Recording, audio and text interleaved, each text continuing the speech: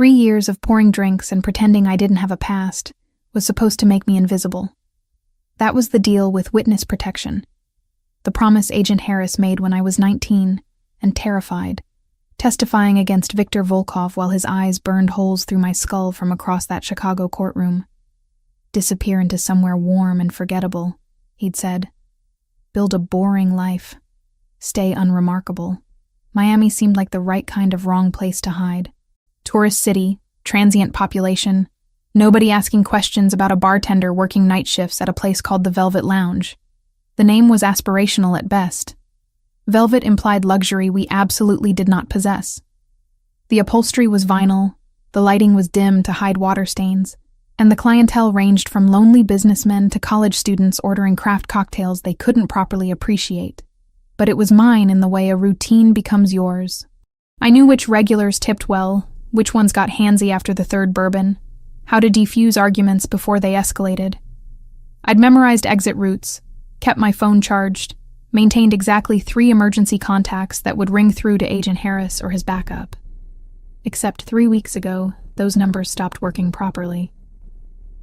Agent Harris called me on a Tuesday afternoon. Unusual because he typically only reached out monthly. Turner, I'm being transferred.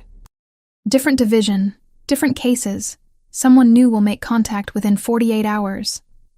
Wait, what do you mean transferred? You've been my handler for 8 years. Protocol change, budget restructuring. You'll be fine. New contact will have the verification phrase. The line disconnected before I could ask more. Friday came and went. No new contact. I tried the emergency number Saturday morning and got disconnected tones, voicemail boxes that were full. By Sunday, I'd convinced myself it was typical federal inefficiency. Some paperwork delay. Harris had always complained about bureaucracy. Still, instinct hummed beneath my calm exterior. The same instinct that kept me alive at 19, when I'd seen Viktor Volkov put a bullet through a man's skull in an alley behind a restaurant where I'd been taking out trash during my shift. I should have run then. Should have dropped the bag and sprinted back inside. Instead, I froze, and our eyes met across 15 feet of blood-spattered concrete. He'd smiled. Actually smiled, like we were sharing a private joke instead of a murder. 3 weeks without proper handler contact wasn't panic-worthy yet. 3 weeks plus the small wrongnesses accumulating around me. That was different. The black sedan that appeared on my street 2 nights in a row, parked in the same spot with no one getting in or out. The man in the grocery store who seemed to be shopping without buying anything, who I noticed in 3 different aisles before he left empty-handed. The sensation of being watched during my walk home Thursday night, strong enough that I'd circled 2 extra blocks and used the side entrance. I'd survived 8 years by trusting irrational fear. Friday night at the Velvet Lounge, Marco gathered the staff before opening. 6 of us crowded into the storage room that doubled as a break room. "I'm selling the place," he announced. "Family back in Athens needs me. Buyers taking over immediately. You'll all keep your jobs if you want them." Change meant visibility. New ownership meant new eyes, new questions, new opportunities for someone to notice the bartender who never talked about her past. "Who bought it?" I asked. "Investment group out of New York. Representatives coming tonight to introduce himself. Be professional, forgettable, exactly competent enough to keep the job, but not interesting enough to remember." That evening, Miami staged a dramatic performance. Thunder rolled in around 8, proper thunder that made the building shudder, followed by rain that turned streets into rivers. Half our usual Friday crowd never showed. By 9:30, we had maybe 15 people scattered across tables and bar stools.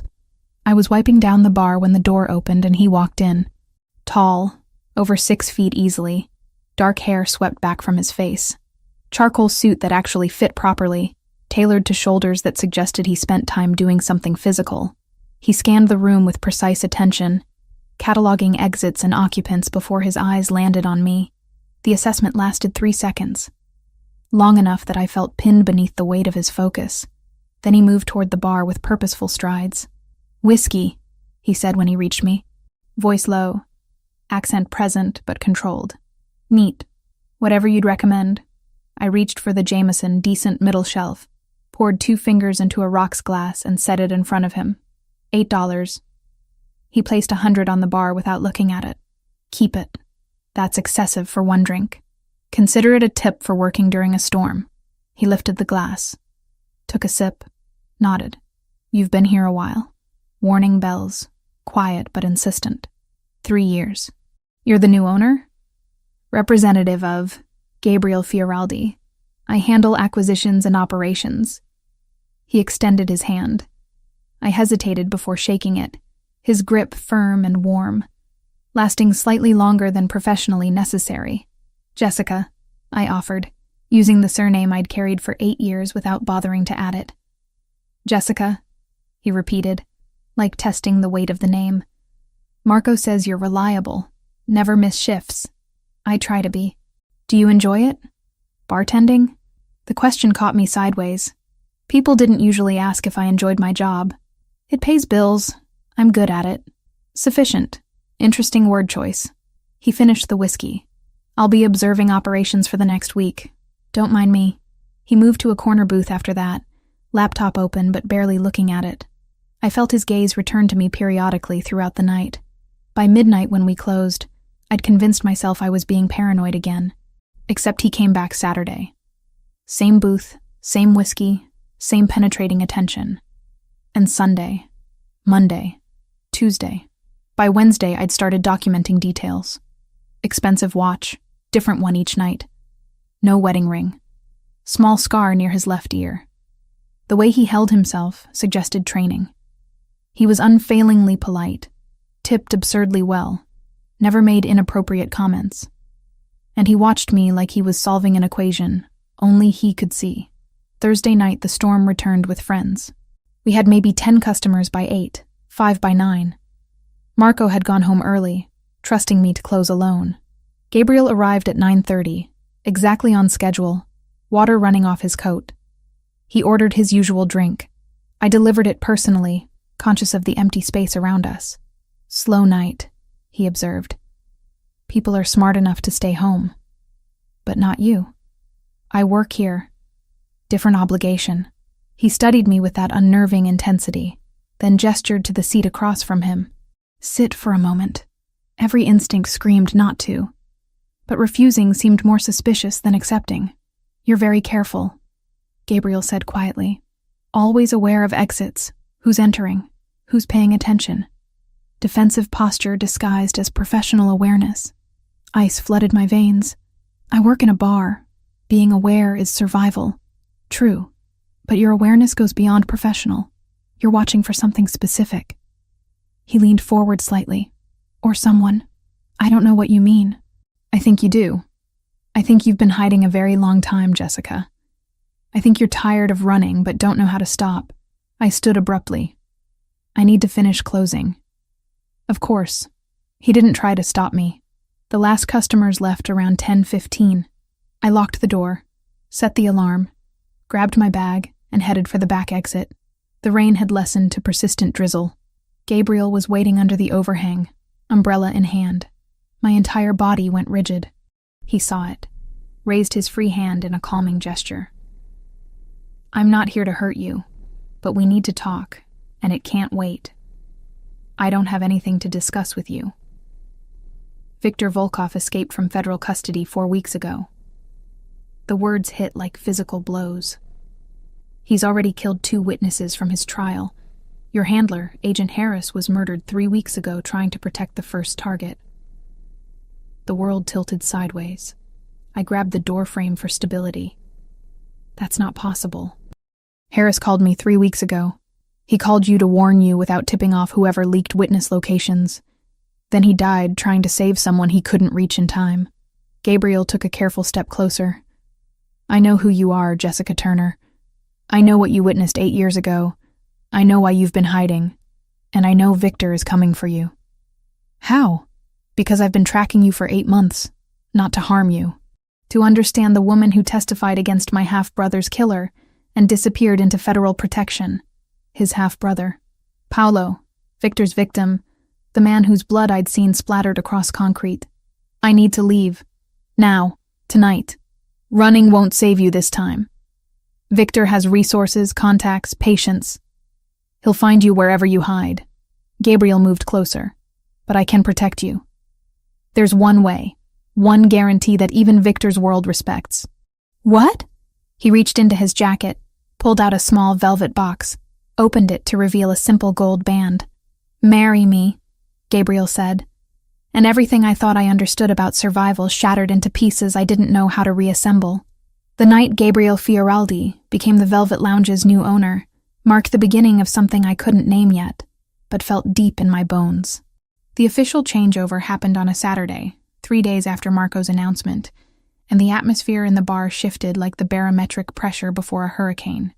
I arrived for my shift at 7 to find the place already buzzing with a different energy.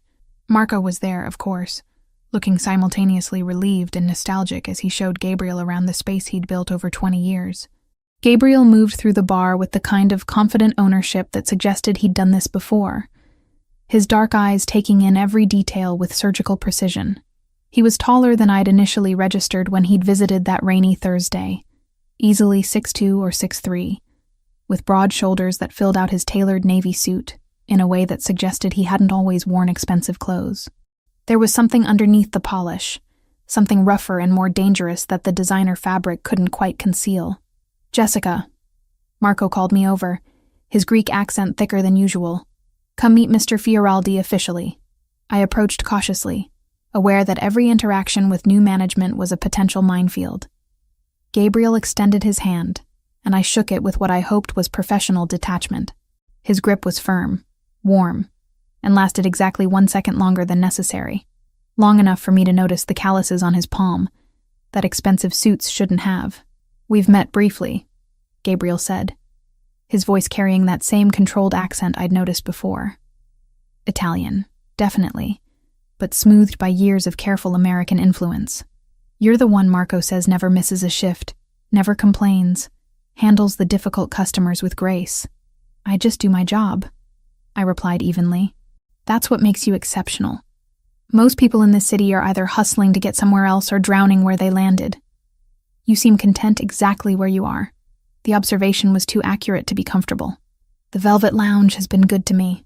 Then I hope to keep it that way. His dark eyes held mine for a beat too long before he turned back to Marco. Shall we finish the walkthrough? The rest of the evening passed in a blur of familiar routine, punctuated by Gabriel's presence. He didn't sit at the bar where owners typically position themselves to observe operations. Instead, he chose a corner booth with clear sightlines to both entrances, the register, and most importantly, to me. I felt his attention like a physical weight throughout my shift, cataloging my movements, my interactions, the practiced efficiency with which I mixed drinks and deflected unwanted advances. Around 11, during a lull between the dinner crowd and the late-night regulars, I found myself wiping down glasses behind the bar when I looked up to find Gabriel standing directly in front of me. I hadn't heard him approach, which sent a spike of adrenaline through my system. You move differently when you think no one's watching, he observed quietly. My hands stilled on the glass. Excuse me? More efficiently, less performance. You're good at your job, but you're better when you're not consciously playing the role of bartender. He tilted his head slightly, studying me like I was a painting in a museum. What are you really good at, Jessica? Pouring drinks, managing difficult people, remembering orders, surviving, he countered. That's what you're really good at. I recognize it because I see it in the mirror every morning. Before I could formulate a response that wasn't either a confession or an outright lie, a group of college kids stumbled in, loud and already drunk from wherever they'd been before. Gabriel stepped back smoothly, returning to his booth and his laptop that I suspected was more prop than actual work. He stayed until closing, watching Marco leave with misty eyes and promises to visit, watching the last customers filter out into the Miami night. When I flipped the close sign and began my nightly routine, he remained in his booth, fingers steepled, dark eyes tracking my every movement. You can leave, I said without looking at him. I've got a key. I close alone all the time. I'm the owner now. I want to understand the full operation. A pause, including what happens when you think you're unobserved. I turned to face him directly. Nothing happens when I'm unobserved. I clean, I count the register, I lock up, I go home. It's not complicated. Everything about you is complicated. Gabriel stood, moving toward the bar with that same predatory grace. You're 27 years old, working a job that requires no background checks, living in a city where nobody asks questions. You have no social media presence, no digital footprint beyond basic utility bills. You pay cash for everything when you can. You've never called in sick in 3 years. Ice flooded my veins. You've been investigating me? Due diligence. I buy businesses. I learn about the people who make them run. He leaned against the bar, close enough that I could smell his cologne. Something expensive with notes of cedar and bergamot. But your absence of information is more revealing than most people's entire life stories. Maybe I just value privacy. Maybe.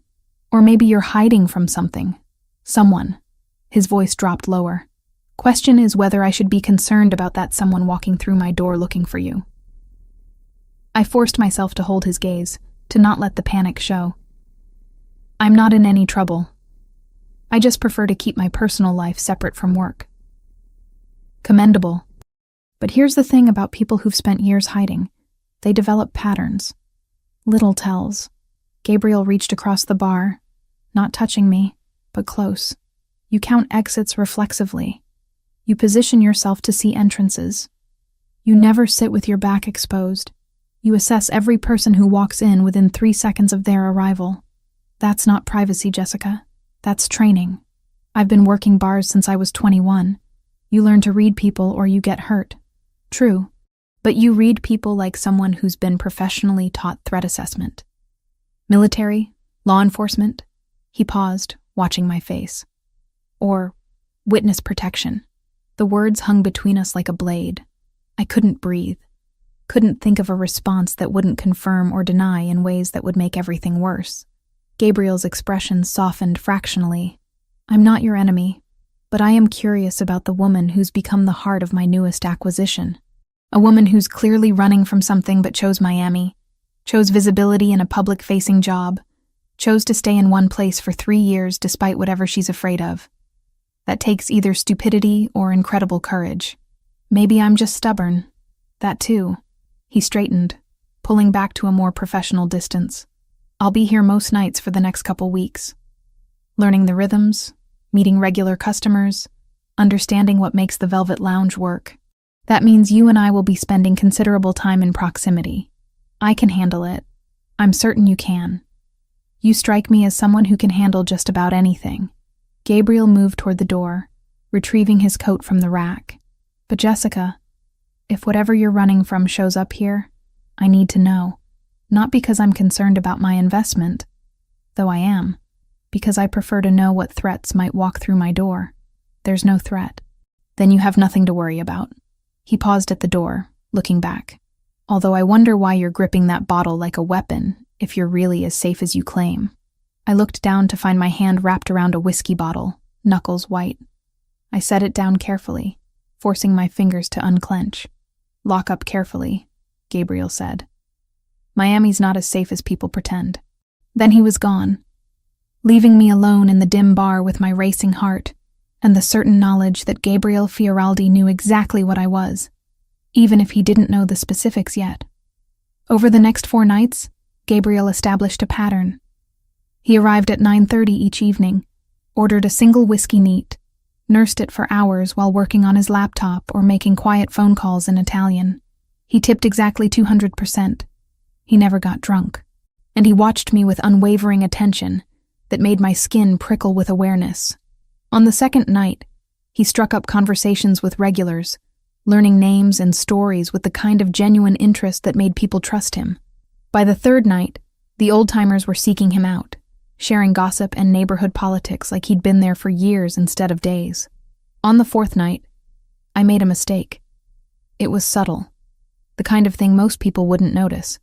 A man came in around 10, mid-40s, nondescript features, ordering beer and watching the basketball game on the television above the bar. But something about his positioning was wrong.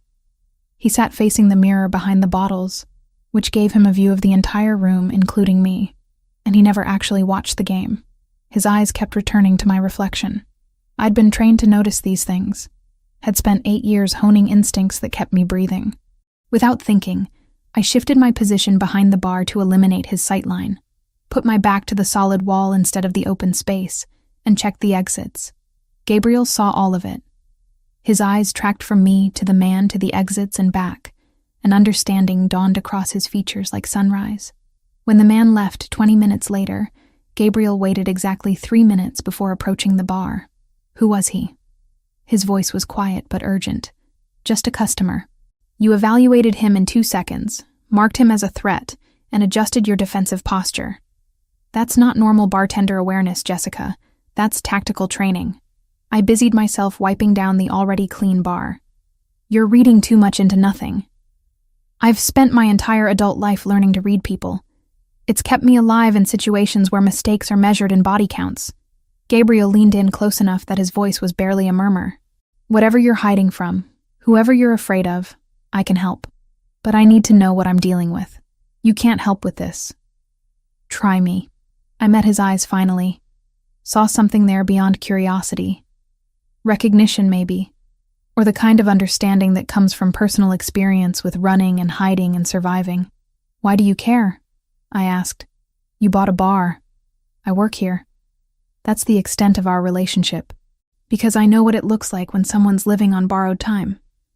I've been that person. Gabriel pulled back slightly, giving me space. And because the woman who's been making my investment successful deserves better than looking over her shoulder every night wondering if this is when her past catches up. Before I could respond, my phone buzzed in my pocket. I pulled it out reflexively and froze. Unknown number. Text message. One line that made my blood run cold. I haven't forgotten you, little witness. The phone slipped from my fingers. Gabriel caught it before it hit the floor, read the message, and his entire demeanor transformed from curious businessman to something far more dangerous. How long has this been happening? First time. My voice sounded distant even to my own ears. It's the first time he's made contact since Chicago. Chicago. Gabriel's jaw tightened. Who's looking for you in Chicago? Someone I testified against. Someone who should still be in prison. I grabbed the phone back, deleting the message with shaking fingers. I need to leave. Tonight. I need to disappear again. No. The word was absolute. Running is what he expects. Running makes you vulnerable, isolated, easy to pick off when he finally corners you. Gabriel moved around the bar, invading my space in a way that should have felt threatening but somehow didn't. I have resources, protection, ways to keep you safe that federal bureaucracy can't match. You don't understand what you're offering. Then explain it to me. All of it. Starting with why someone in Chicago wants you dead, and ending with why you thought tending bar in Miami was a sustainable strategy. The last customers filtered out. I locked the door, flipped the sign, and for the first time in 8 years, considered telling someone the complete truth about that night in the alley, about Viktor Volkov, about the 26 months I'd spent looking over my shoulder waiting for retribution that I'd convinced myself might never come. Gabriel pulled out a chair at the nearest table, gestured for me to sit, and waited with a patience that felt infinite. His name is Viktor Volkov, I began. And I'm the reason he went to prison for murder. Gabriel drove us to a 24-hour diner on the edge of downtown, the kind of place where the fluorescent lights buzzed too loud, and the coffee tasted like it had been sitting since the previous shift. At 2 a.m, we were the only customers besides a trucker hunched over pancakes, and a woman reading a paperback novel with such intensity, I wondered if she was actually absorbing any words. We slid into a corner booth. Red vinyl cracked in places where duct tape held the stuffing inside.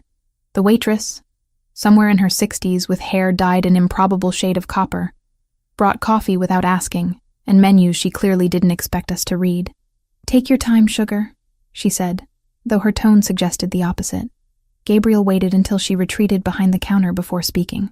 "Start from the beginning. Don't leave anything out." I wrapped my hands around the coffee mug, letting the heat anchor me to something tangible, while I excavated memories I'd spent 8 years trying to bury. I was 19, working at an Italian restaurant in Chicago, one of those places where the food was decent and the tips were good if you smiled at the right tables. My parents had died my senior year of high school, car accident on black ice, and the insurance money was enough for community college, but not much else. So I worked nights, took classes during the day, thought I had everything figured out. Gabriel listened without interrupting, his dark eyes fixed on my face with an intensity that would have felt invasive from anyone else. August 17th. Wednesday night. Late summer when Chicago gets sticky and humid, and everyone's temper runs short. I was closing, taking trash to the dumpster in the alley behind the restaurant. Should have been quick, in and out. But I heard voices. Two men arguing in that quiet, controlled way that means real violence is about to happen. The memory crystallized with the kind of clarity trauma provides. Viktor Volkov, though I hadn't known his name then, standing over a man who was begging in Russian or Ukrainian, or some language I couldn't identify. The streetlight catching the gun in Viktor's hand. The wet sound of a bullet entering flesh. The way the victim crumpled like a puppet with cut strings. I froze. Stupidest possible reaction, but my body just stopped working. And Viktor looked up and saw me standing there with a trash bag in my hands, probably looking exactly as terrified as I felt. I took a sip of coffee, bitter and too hot. He smiled. Actually smiled, like we were sharing a joke instead of a murder. Then he wiped his hands on a handkerchief and walked away like nothing had happened. But you reported it, Gabriel said quietly. I ran inside, called 911, told them everything I'd seen. The police came, found the body, found shell casings, started an investigation. And 3 days later, FBI agents showed up at my apartment saying I was in danger, that Viktor Volkov was connected to organized crime networks across the eastern seaboard, that witnesses against him had a habit of disappearing or recanting their testimony. The waitress reappeared with a pot of coffee, refilling both our mugs without comment before vanishing again. They offered witness protection. New name, new city, new life in exchange for testifying. I was 19 and terrified and had no family left to worry about. So I said yes, spent the next 6 months in protective custody, memorizing details, preparing for trial, learning how to be someone named Jessica Turner instead of whatever I'd been before. Gabriel's expression shifted almost imperceptibly. What was your real name? Does it matter? That person died when I watched Viktor put a bullet in a man's skull. Jessica Turner is who survived.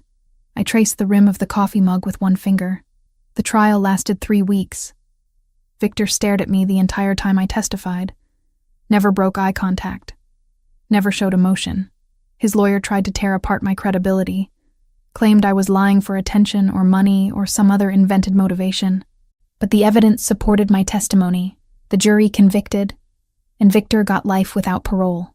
26-year sentence for first-degree murder. Gabriel murmured. I looked up sharply. How did you know that? Because Paolo Russo, the man Viktor killed that night, was my half-brother. The words landed like stones in still water. Son of my father's mistress. Born 6 years before me, to a woman in Naples my father visited twice a year when he claimed to be conducting business. I didn't know Paolo existed until after he died, when my father had to explain why he was flying to Chicago for the funeral of someone none of us had heard of. The air between us charged with implications I was still processing. Your father was connected to organized crime. Is connected. Antonio Fioraldi doesn't retire from family business. He just delegates more as he gets older. Gabriel's jaw tightened fractionally. Paolo was trying to build his own operation in Chicago, thought he could expand family influence without approval. Stupid and arrogant, but he was 28 and believed himself invincible. Viktor was sent to deliver a message about territorial respect. The message was a bullet. So you've been tracking me for 8 months because I testified against your brother's killer? Half-brother. And not quite. Gabriel pulled out his phone, swiped to a folder, and turned the screen to face me. Photographs filled the display. Grainy surveillance photos of a man who looked like Viktor, but with shaggier hair and a beard that obscured half his face. Newspaper articles with headlines about prison escapes. Crime scene photos I wish I hadn't seen. Viktor escaped from maximum security 4 weeks ago. Killed 2 guards during the breakout, both shot execution style. Gabriel swiped to the next image. 36 hours later, Marcus Thompson was found in his apartment in Cleveland. Throat cut, apartment ransacked. Marcus testified against Viktor as a forensic accountant who traced money laundering schemes. My hands started shaking. Gabriel reached across the table, steadied the coffee mug before I could spill it. 72 hours after that, Elena Rodriguez disappeared from her home in Philadelphia. She was a neighbor who witnessed Victor meeting with known associates before the murder. They found her body 3 days later in a warehouse outside the city. Another swipe, another crime scene I couldn't unsee. Tortured before she died. Victor wanted information about other witnesses. Agent Harris, I whispered. He called me 3 weeks ago saying he was being transferred. Agent Harris died 3.5 weeks ago. Single gunshot to the head in his car outside a coffee shop where he was meeting with the first witness. Victor made it look like a robbery, but the FBI knows better. Gabriel's voice was clinically calm, delivering devastating news with surgical precision. The agent who called you was likely someone inside the federal system who's been feeding Victor information about witness locations. Harris tried to warn you without compromising himself, and died for it. The diner felt too bright, too exposed. I looked around at the trucker, the woman with her book, the waitress wiping down counters, and wondered if any of them could be watching me, reporting back to Victor about the witness who'd survived this long. Why haven't you gone to the FBI yourself? I asked. If you've been tracking all this, you must have evidence. Because the FBI has a leak, possibly multiple leaks, and I don't know who to trust. Gabriel closed his phone, pocketed it. Because my family's business interests make federal agents uncomfortable, and approaching them about a fugitive hunting witnesses would invite scrutiny I can't afford. And because 8 months ago, when I started researching what happened to Paolo, I became curious about you. Curious. A 19-year-old girl with no connections to organized crime. No reason to risk her life testifying except that she saw something horrible and couldn't stay silent. That kind of courage is rare. He paused. I wanted to understand who you were. Started with public records, moved to hiring investigators to track Jessica Turner's movements, eventually found you here in Miami pouring drinks and pretending you didn't have a past. That's stalking. That's due diligence before making a business acquisition. Gabriel's mouth quirked in something that wasn't quite a smile. I'd already planned to buy the Velvet Lounge as an investment property. Discovering you worked there was convenient coincidence. Finding out Victor had escaped changed my timeline for making contact. The pieces were assembling into a picture I didn't want to see. You think Victor knows where I am. I think Victor is systematically eliminating everyone who testified against him, and you're the primary witness. The one whose testimony was most damaging, most detailed, most impossible to discredit. Gabriel leaned forward, voice dropping lower. He'll save you for last because you're the biggest threat. But he's coming. And when he gets here, federal protection won't be sufficient. So what are you offering? Private security? A safe house? Something Victor's world understands and respects universally. Gabriel reached into his jacket, pulled out a small velvet box, and set it on the table between us. Marriage. To someone with family connections strong enough that killing you would start a war nobody can afford. I stared at the box like it might contain a live grenade. That's insane. That's survival. In my father's world, in the networks that overlap with Victor's operations, marriage creates alliances that are sacred, untouchable. You become family, which means attacking you attacks me, which means attacking the Fioraldi network. Victor is dangerous, but he's not suicidal. We don't know each other. We've had exactly one real conversation. You can't seriously expect me to marry you. I expect you to consider the alternative. Gabriel opened the box, revealing a simple gold band that caught the diner's harsh lights. Keep running until Victor corners you in some city where you have no resources and no backup. Or stay here under protection that comes with legal weight and social consequences for anyone who harms you. This is medieval. Using marriage as a protection racket. Welcome to the world that killed my half-brother and has been hunting you for 8 years. Gabriel's expression was completely serious. I'm not asking you to love me. I'm not asking for anything beyond the legal contract and public appearance of marriage. You stay in my apartment, you get 24/7 security, you continue working at the lounge if you want or find different employment if you prefer. We maintain separate lives with one crucial difference. The ring on your finger that tells Victor killing you means starting a war with people who have longer reach and deeper pockets than he does. The waitress reappeared, asking if we wanted food. Gabriel ordered eggs and toast neither of us would eat. I asked for pancakes I had no appetite for. She left again, and the silence stretched between us. Why would you do this? I finally asked. Risk your family's reputation, your business interests, your entire life for someone you've been stalking for 8 months? Because Paolo was my brother, and the woman who made sure his killer went to prison deserves to live long enough to build an actual life. Gabriel closed the box, pushed it across the table toward me, and because I've spent my entire adult life watching people get consumed by the world my father built. If I can keep one person from becoming another casualty, maybe that matters. I picked up the box, felt the weight of it in my palm. Inside was a future I'd never imagined, with a man I barely knew, protected by the very world I'd been running from. I need to think about it. You have until tomorrow noon.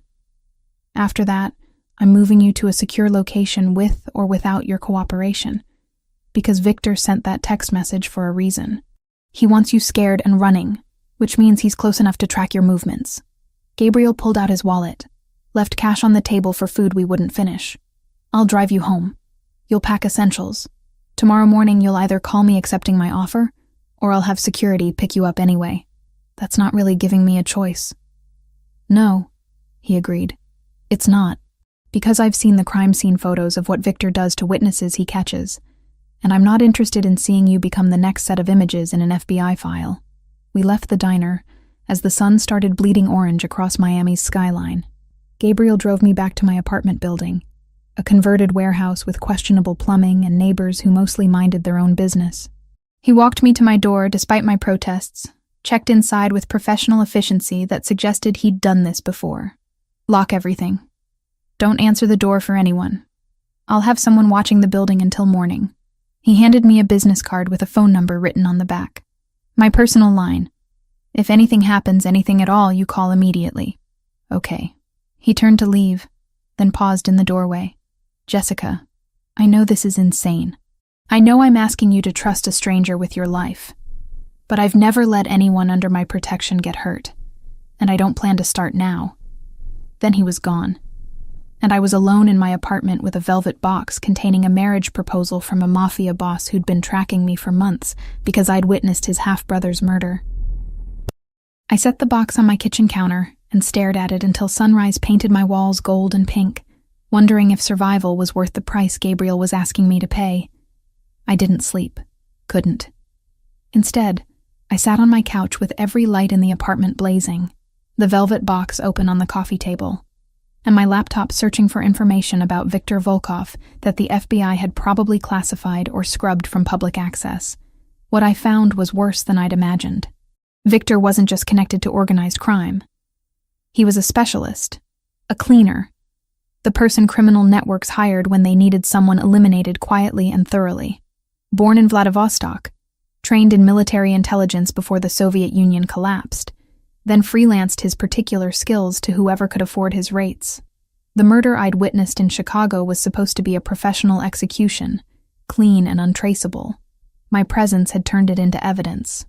By 4 a.m, I'd read everything available about the 2 witnesses Victor had already killed. Marcus Thompson, 43, married with 2 kids, worked as a forensic accountant, and had traced money laundering schemes back to Victor's employers. Elena Rodriguez, 38, single mother of 1, happened to live in the apartment next to where Victor had met with associates the week before Paolo's murder. Both had been in federal protection. Both had been found within days of Victor's escape. I pulled up the photo Gabriel had shown me at the diner, the crime scene image I wished I could unsee. Elena's body positioned deliberately. A message to anyone else thinking about testifying. Victor didn't just kill his targets. He made examples of them. At 6 a.m, as gray dawn light started filtering through my windows, I found it. An envelope that had been slipped under my door sometime during the night. Standard white paper with no markings. Inside was a single photograph, aged and creased like it had been carried in someone's pocket for years.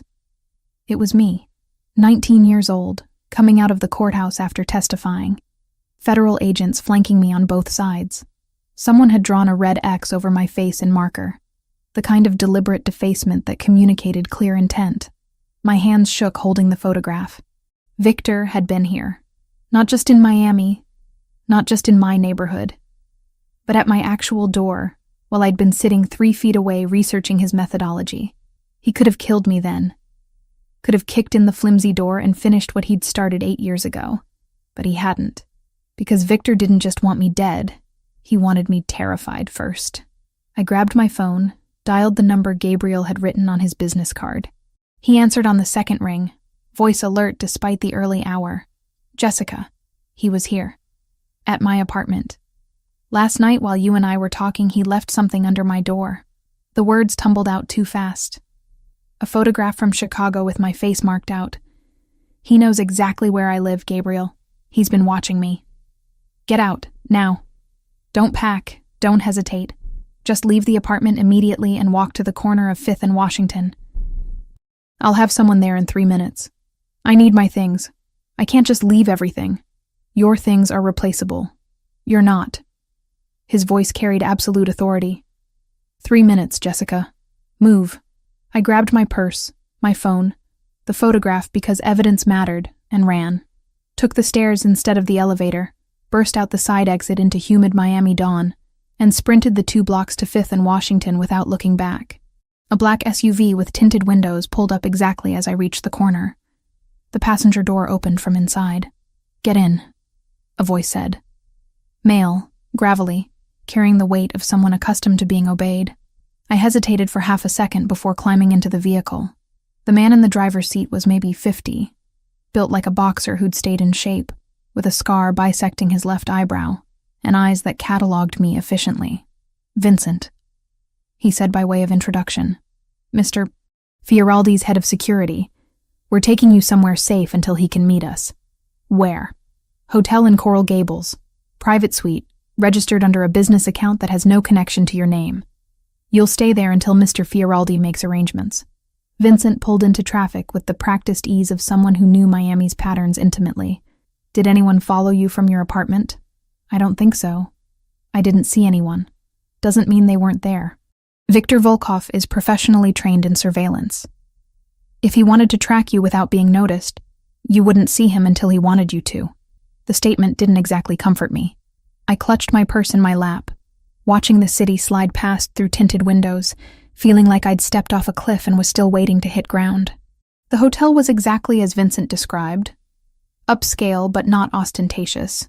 The kind of place business travelers chose for convenience rather than luxury. He walked me through a side entrance that bypassed the main desk, up a service elevator to the 8th floor, and into a suite that probably cost more per night than I made in a week. Lock everything. Don't order room service. Don't answer the door unless you verify through the peephole that it's me or Mr. Fioraldi. There's food in the kitchenette, toiletries in the bathroom, clothes in the closet that should approximately fit. Vincent handed me a key card and a phone, newer model than the one I carried. This phone is clean, encrypted, untraceable. Mr. Fioraldi's number is programmed in. Use it instead of your personal device. How long do I need to stay here? Until Mr. Fioraldi determines the next step. Could be hours, could be days. Vincent moved toward the door. For what it's worth, you made the right choice running. Victor showing up at your apartment means he's in the endgame phase. Whatever you decide about Mr. Fioraldi's offer, you can't go back to your old life. That option ended the moment Victor left that photograph. Then he was gone, and I was alone in a hotel suite that smelled like lemon furniture polish and recycled air, wearing yesterday's clothes and clutching a photograph of my 19-year-old self marked for death. I showered in water hot enough to scald, scrubbing away the feeling of being watched that clung to my skin. The clothes Vincent mentioned were folded neatly in the closet, still had tags attached. Simple pieces in muted colors. Nothing flashy or memorable. Practical choices made by someone who understood the need to blend in. Everything fit perfectly, which meant Gabriel had been studying me longer and more carefully than I'd realized. The observation should have felt invasive, but instead registered as thorough. Gabriel didn't do anything halfway, including protecting a witness who'd helped convict his half-brother's killer. The encrypted phone buzzed around 9. Text message from a number I didn't recognize but assumed was Gabriel. Meeting with associates this morning to arrange security protocols. We'll come by the hotel at noon to discuss next steps. Don't leave the suite for any reason. I typed back a simple acknowledgement, then spent the next 3 hours researching everything I could find about Gabriel Fioraldi, using the hotel's Wi-Fi and my old phone that I'd turned off immediately after Vincent's warning. Gabriel was 34, born in Naples and moved to the United States when he was 12 after his father established operations in Miami. Educated at Columbia, degree in business and economics, worked in legitimate real estate development before taking over his father's more complicated interests 5 years ago, when Antonio Fioraldi had a stroke that left him partially paralyzed. On paper, Gabriel was clean. Property investments, restaurant partnerships, import-export businesses that probably involved some creative accounting, but nothing explicitly illegal. The kind of portfolio that let him move in legitimate business circles while maintaining connections to his father's less savory networks. Between the lines, in the gaps where information should have been but wasn't, lived a different story. Gabriel had been questioned twice by federal authorities about associates who later turned up dead. He'd been present at meetings where FBI surveillance suggested organized crime discussions were happening. His name appeared in sealed court documents connected to racketeering investigations that never quite produced charges. He was everything I'd been taught to avoid, running from, terrified of, and he was offering to marry me to keep me alive. The knock at noon was precise. 3 measured raps that announced themselves without urgency. I checked the peephole, saw Gabriel standing in the hallway wearing a charcoal suit and an expression of controlled concern, and unlocked the door. He entered with the same efficiency Vincent had shown, checking the suite's layout and sightlines before turning his full attention to me. "Show me the photograph." I handed it over. He studied it for a long moment, jaw tightening fractionally as he processed the implications. "This is from the day you testified. I remember seeing news coverage, the federal agents escorting you out through the side entrance to avoid reporters." Gabriel set the photograph on the coffee table like evidence in a case he was building. "Victor kept this for 8 years, carried it as a reminder of unfinished business. He wants me scared. He wants you isolated and vulnerable. Fear is just the tool he's using to achieve that." Gabriel sat down on the couch, gestured for me to take the chair across from him. "I've spent the morning making arrangements. Private security team around the clock, safe transportation, secure locations. But all of that requires your cooperation, which means I need your answer. About marriage. About survival. Marriage is just the mechanism." He pulled out the velvet box again, the ring inside catching light from the suite's windows. "I'm not asking you to love me. I'm not asking you to pretend this is anything other than a strategic alliance. But I am asking you to trust that I can keep you alive when federal protection has already failed twice." I stared at the ring, at the simple gold band that represented a future I'd never imagined. What happens after? If you catch Victor, if the threat ends, what happens to this strategic alliance? We negotiate new terms. Annulment if you want. Continued arrangement if it serves both our interests. Actual relationship if something develops organically. But that's a conversation for when you're not actively being hunted. Gabriel's voice was measured, laying out facts without embellishment. "Right now, you have 2 choices. Accept my protection and the marriage that comes with it, or I put you on a plane to somewhere even I can't easily track and you spend the rest of your life running from shadows. Those aren't really choices." "No," he agreed. "They're not. But they're what's available given current circumstances." I thought about Agent Harris, who'd tried to protect me and died for the effort. About Marcus Thompson and Elena Rodriguez, who'd trusted federal systems and paid with their lives. About 8 years of looking over my shoulder, changing my name, pretending I didn't have a past that wanted me dead. If I say yes, this happens immediately.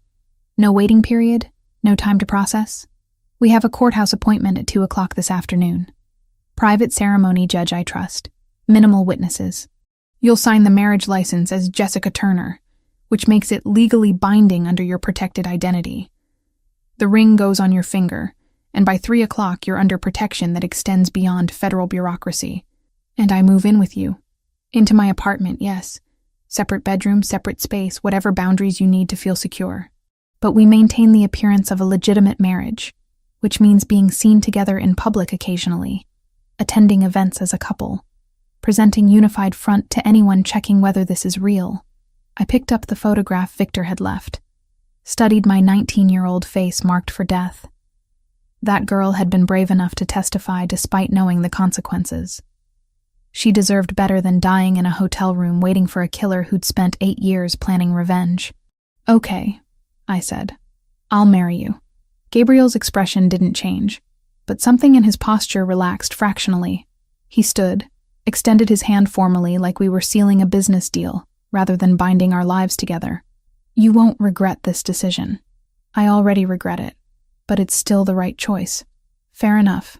He checked his watch. Expensive piece I didn't recognize the brand of. "Vincent will bring appropriate clothing for the ceremony. Nothing elaborate, just professional attire that photographs well if anyone decides to check public records. We'll leave here at 1:30, take separate cars to avoid obvious connection, and meet at the courthouse side entrance." This all feels surreal. That's shock processing trauma. It'll fade once immediate danger passes and you adjust to new circumstances. Gabriel moved toward the door, paused with his hand on the handle. "Jessica, I know you don't trust me yet. I know this entire situation violates every instinct you've developed about staying invisible and avoiding connections. But I'm good at protecting what's mine, and as of 2 o'clock this afternoon, you'll be legally mine to protect." The possessive phrasing should have triggered alarm bells. Instead, it registered as comforting in a way I didn't want to examine too closely. Vincent arrived at 1 with clothing as promised. Navy dress in a professional cut that hit just below the knee, low heels I could actually walk in, minimal jewelry that looked expensive without being flashy. Everything fit perfectly because of course it did. Gabriel's attention to detail extended to knowing my exact measurements without ever asking. The drive to the courthouse was silent, Vincent navigating downtown traffic with professional efficiency. Gabriel was already waiting when we arrived, standing in the shadow of a side entrance with a man I assumed was his lawyer, based on the expensive suit and leather briefcase. "This is Marco," Gabriel said by way of introduction. "He'll serve as witness along with Vincent. The ceremony will take approximately 7 minutes. Then we'll handle paperwork and you'll leave with me. 7 minutes to change my entire life." Seemed both too fast and not fast enough. The judge was a woman in her 60s, who looked like she'd performed this particular ritual more times than she could count. She read through the legal requirements in a monotone that suggested deep boredom, asked if we understood the commitment we were making, and didn't seem particularly interested in our answers. "Do you, Gabriele Luciano Fioraldi, take this woman to be your lawfully wedded wife?" "I do." No hesitation, no uncertainty. "And do you, Jessica Marie Turner, take this man to be your lawfully wedded husband?" I looked at Gabriel, at the man who'd been tracking me for months, because I'd testified against his brother's killer, who was offering protection wrapped in marriage, who represented everything I'd been running from, and the only chance I had at survival. "I do." The judge pronounced us married with the same disinterested efficiency she'd used throughout the ceremony. Gabriel slid the ring onto my finger, the gold band warm against my skin like it had been waiting for this moment. He leaned in for the traditional kiss, brief and chaste, and utterly devoid of romance. "Congratulations," the judge said, already reaching for the next file on her desk. "Next." And just like that, I was married to a man I barely knew, wearing a ring that marked me as protected property in a world I'd spent 8 years trying to escape, betting my survival on a strategic alliance that couldn't possibly end well. Gabriel's apartment occupied the entire 23rd floor of a high-rise overlooking Biscayne Bay. Floor-to-ceiling windows offered panoramic views of water that shifted from turquoise to deep blue depending on the light. The furniture was expensive but comfortable, the kind of understated luxury that came from having money so long you stopped trying to prove it. "Your room is down this hall," Gabriel said, leading me past his office and what appeared to be a home gym. "Private bathroom, walk-in closet, everything you should need. Vincent had your belongings moved from your apartment this morning. I took the liberty of having him collect everything rather than making you go back." The bedroom was larger than my entire previous apartment. King-sized bed with gray linens, seating area by the window, original artwork on the walls. And in the corner, incongruous but somehow perfect, my grandmother's quilt folded across a chair, my small collection of books arranged on a shelf, my few personal items carefully placed like they'd always belonged here. I asked Vincent to include anything that seemed personally significant, Gabriel said from the doorway. "If he missed something, let me know and I'll have it retrieved. This is fine." More than fine. I touched the quilt, felt tears threatening and forced them back. "Thank you for bringing my things. You're my wife now. Your comfort matters." He checked his watch again. "I have a meeting this evening that can't be postponed. There's food in the kitchen, my office is off limits, but the rest of the apartment is yours to explore. If you need anything, my direct number is programmed into the secure phone. What do I do now? Whatever you want, within reason. Read, watch television, sleep if you can. Adjust to being safe for the first time in 8 years." Gabriel's expression softened almost imperceptibly. "You've survived a long time by running, Jessica. You can stop now. That's what this marriage guarantees." He left me alone in my new bedroom, in my new life, wearing a wedding ring I hadn't asked for but desperately needed. I sat on the edge of the bed, feeling the expensive mattress compress beneath me, and tried to convince myself that marrying a Mafia boss to escape an assassin was a reasonable survival strategy. Through the windows, Miami spread out in golden afternoon light, beautiful and dangerous and utterly indifferent to the choices we made to stay alive. I wondered how long it would take before this started feeling normal, or if Gabriel's protection would just be another kind of cage with better furniture and more complicated locks. The ring caught light, glinting with deceptive simplicity. I was married to Gabriel Fioraldi, for better or worse, in danger and in safety. Until Victor was caught, or I was dead. I hoped it would be the former. 3 weeks of living with Gabriel established rhythms I hadn't anticipated. He left for work before 7 most mornings, returning anywhere between 9 at night and 2 in the morning, depending on what he vaguely described as business obligations. I didn't ask for details. Plausible deniability felt safer than confirmed knowledge about whatever kept him occupied. The apartment became familiar in increments. I learned which floorboards creaked, where the sun hit hardest during afternoon hours, the precise angle needed to coax the espresso machine into cooperation. Gabriel had shown me the basics that first morning, patient as I fumbled with knobs and pressurized steam, and now I could produce something approaching decent coffee without scalding myself. He'd arranged freelance design work through contacts he claimed were legitimate, though I suspected at least some operated in gray areas where business and family interest blurred. The projects were simple enough: logo designs for restaurants, branding packages for import companies, website layouts for businesses that might or might not be fronts for money laundering. I didn't examine too closely. The work paid well, kept my skills sharp, and filled hours that would otherwise stretch empty and anxious. Mornings developed a pattern. I'd wake around 6:30 to find Gabriel already dressed, usually in the kitchen with his tablet and first cup of espresso, dark hair still damp from his shower. He'd nod acknowledgement without speaking, comfortable with silence in a way that took me days to adjust to. Most people felt compelled to fill quiet spaces with conversation. Gabriel seemed to prefer the absence of unnecessary words. By the second week, I'd started making coffee for both of us. Small gesture, barely worth mentioning, but Gabriel noticed. I'd catch him studying me when he thought I wasn't looking, expression calculating like he was solving an equation that kept producing unexpected variables. "You take yours with cream," he observed one morning. "2 sugars. But you didn't the first few days." I was being polite. Didn't want to seem demanding. "This is your home now. Be demanding." He returned to his tablet, scrolling through what looked like financial reports. "I prefer people who state their actual preferences rather than performing politeness."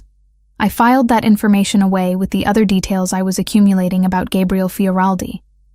He valued directness, disliked pretense, kept his actual thoughts locked behind careful control that slipped occasionally when he thought himself unobserved, like when he spoke to his mother on Sunday mornings, his voice softening into Italian that flowed too quickly for me to follow, even with the limited phrases I'd been teaching myself through language apps. The security protocols were extensive but subtle. Vincent or another member of Gabriel's team accompanied me anywhere outside the building, which meant I rarely left. Grocery deliveries were screened in the lobby. The windows were bulletproof, something Gabriel mentioned casually while showing me how to operate the automated shades. Cameras covered every angle of the hallway outside our door, feeds monitored by people I never met, but whose presence I felt constantly. Am I actually safe, or just in a prettier cage? I asked one evening after Gabriel returned from a particularly late meeting. He'd loosened his tie, shed his jacket, looked tired in a way that made him seem more human and less like the controlled businessman he presented to the world. "You're safe," The cage description isn't entirely inaccurate, but it's temporary. Once Victor is neutralized, security can relax. How long will that take? However long it takes. Weeks, months, possibly longer. Victor is professionally cautious. He won't move against you until he's certain of success, which means we wait him out while building defenses he can't penetrate. Gabriel poured himself whiskey from the bar cart, didn't offer me any. Is the confinement becoming intolerable? It's better than being dead. Low bar for measuring satisfaction, but accurate. He took a sip, studying me over the rim of his glass. You're handling this better than most would. 3 weeks of sudden marriage to a stranger, complete life upheaval, constant security presence. Yet you've adapted with minimal complaint. Complaining wouldn't change circumstances. Seems like wasted energy. Practical.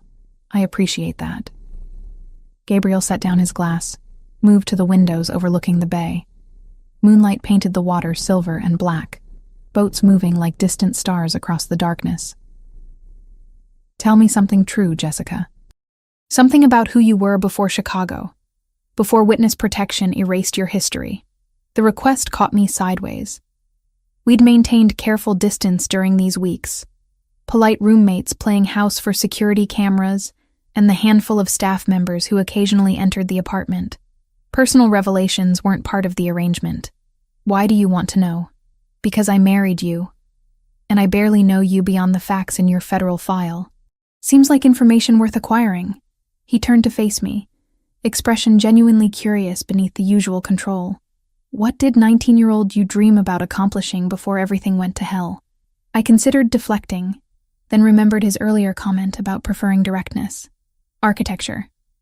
Not graphic design. That was just the cover story I developed for job applications that didn't require portfolio reviews. I wanted to design spaces that changed how people experienced the world. Buildings with light and purpose and consideration for human psychology. Why didn't you pursue it after the trial? Because witness protection doesn't facilitate college enrollment under false identities, and architecture programs require references I couldn't provide without exposing my location. The bitterness surprised me. I'd thought I'd processed that particular loss years ago. I was 19 with half a degree and no legal way to finish, so I learned bartending and graphic design and how to be forgettable. Gabriel was quiet for a long moment, something working behind his dark eyes. If this situation resolves successfully, if Victor is captured and you're genuinely safe again, what would you want? That's hypothetical. Humor me. I traced the rim of my water glass, considering possibilities I'd stopped letting myself imagine. Go back to school maybe. Finish the degree I started. Design something real instead of logos for businesses that might be fronts for criminal enterprises. That's achievable. When Victor is no longer a threat, if you want to pursue architecture, I can arrange enrollment. Legitimate credentials, portfolio development, whatever you need. Gabriel's tone carried certainty that made the offer feel less like fantasy and more like actionable plan. You're my wife. Your goals matter. We both know this marriage is strategic convenience, not actual partnership. Does that preclude me from wanting you to have a life worth living? He returned to the couch, maintaining careful distance. I'm not offering this out of misplaced guilt or romantic delusion. I'm offering it because you deserve better than the survival you've been forced to accept. The statement landed with unexpected weight. Most people in Gabriel's position would have been content with my compliance, with maintaining the arrangement without examining whether I was actually okay beyond baseline physical safety. His concern felt genuine in a way that made my carefully maintained emotional distance harder to sustain. Thank you, I said quietly, for the offer, for the consideration, for not treating me like an obligation you're stuck with. You're not an obligation. You're a very brave woman who made impossible choices at 19 and has been paying for those choices ever since. Gabriel's expression softened fractionally. The least I can do is ensure you eventually get to stop paying. That conversation marked another shift between us. The polite distance remained, but underneath grew something that felt almost like friendship. Gabriel started explaining his business interests when I asked, walking me through legitimate real estate developments and import operations with patience that suggested he actually enjoyed having someone to discuss strategy with. I cooked dinner occasionally using his absurdly well-equipped kitchen, and he'd close his eyes savoring flavors like each meal was a revelation instead of simple pasta dishes I'd learned from YouTube videos. 3 weeks in, routine fractured when I woke at 3 a.m. to the sound of Gabriel's voice raised in the kind of controlled fury that was somehow more frightening than outright shouting. I grabbed a robe and crept down the hallway toward his office, door slightly ajar, light spilling across hardwood floors. He was on the phone, speaking rapid Italian punctuated by words I recognized only as profanity. Pacing behind his desk, tie gone, sleeves rolled up, looking more dangerous than I'd seen him. When he caught sight of me in the doorway, his expression shifted immediately to concern. "I'll call you back," he said in English, disconnecting without waiting for response. "Did I wake you? What happened?" "Nothing you need to worry about. Business complication that required immediate attention." But his jaw remained tight, hands clenched at his sides. "Gabriel, I live here now. I'm not oblivious to when something's seriously wrong." I stepped into the office, despite every self-preservation instinct suggesting I maintain distance. "Does this have something to do with Victor?" He studied me for a long moment, clearly calculating how much to reveal. "Yes. One of my contacts reported activity suggesting Victor is in Miami. No confirmed sighting yet, but enough indicators that I'm increasing security protocols starting tomorrow. ICE flooded my system. He's here. In the city. Possibly. Could be deliberate misinformation meant to flush you out, or make you panic. Victor understands psychological warfare." Gabriel moved around the desk, close enough that I could see exhaustion behind the anger. "Either way, I'm not taking chances. Vincent will coordinate additional security. You'll have constant escort even within the building, and I'm suspending any outside activities until we verify the threat. So back to complete lockdown. Back to maximum caution. I know it's frustrating, but your safety outweighs convenience." He paused, then added more softly, "I won't let him get to you, Jessica. That's not an empty promise. I've never lost someone under my protection, and I don't intend to start with my wife." The possessive phrasing should have triggered alarm. Instead, it settled warm and unexpectedly comforting in my chest. Gabriel meant what he said. Whatever his motivations, whatever complicated family obligations drove his choices, he was genuinely committed to keeping me alive. "I'm scared," I admitted. "Not of being locked down, but of how much I'm starting to trust you. 8 years of training myself not to rely on anyone, and 3 weeks with you is undermining every survival instinct I developed. Trust is a risk, but so is complete isolation." Gabriel reached out slowly, giving me time to retreat, and touched my shoulder with careful restraint. "You don't have to trust me completely. Just enough to let me do my job protecting you. What if that's not sustainable? What if I start relying on you and then this arrangement ends, and I've forgotten how to survive alone? Then we'll address that when circumstances change. But right now, in this moment, you're not alone. That matters more than hypothetical future complications." His hand dropped away, professional distance reasserting. "Go back to bed. Try to sleep. I'll be monitoring the situation, but there's nothing productive you can do at 3 a.m. besides rest." I returned to my room but didn't sleep. Instead, I lay in expensive sheets, watching Miami's lights through bulletproof windows, and wondering when survival had started feeling like something more complicated than just staying alive. Gabriel was dangerous, connected to networks that had terrified me for 8 years. And somehow he'd become the thing standing between me and Victor's carefully planned revenge. The next morning, security presence increased visibly. 2 men I didn't recognize positioned themselves in the hallway outside our apartment. Vincent appeared more frequently, coordinating with Gabriel in low voices that stopped whenever I entered rooms. The atmosphere shifted from cautious routine to active alert, everyone moving with heightened awareness that communicated clear message. The threat was real, close, and escalating. Gabriel worked from home that day, unusual enough that I noticed. He set up in the living room rather than his office, laptop and phone constantly active, fielding calls in 3 different languages while simultaneously reviewing security footage on multiple screens. I worked at the dining table, pretending to focus on logo concepts while actually watching him orchestrate whatever strategy he was implementing. Around 3 p.m, he looked up and caught me staring. "Questions?" he asked. Always. But I'm not sure I want the answers. Fair assessment. Gabriel closed his laptop, giving me full attention. I need to teach you something. Not because I think security will fail, but because preparation matters. Teach me what? How to recognize when you're being surveilled. How to identify secondary exits. Basic situational awareness that could save your life if circumstances deteriorate. He stood, moved to where I sat, pulled out the chair beside me. You had FBI training 8 years ago, but you're out of practice. We're fixing that.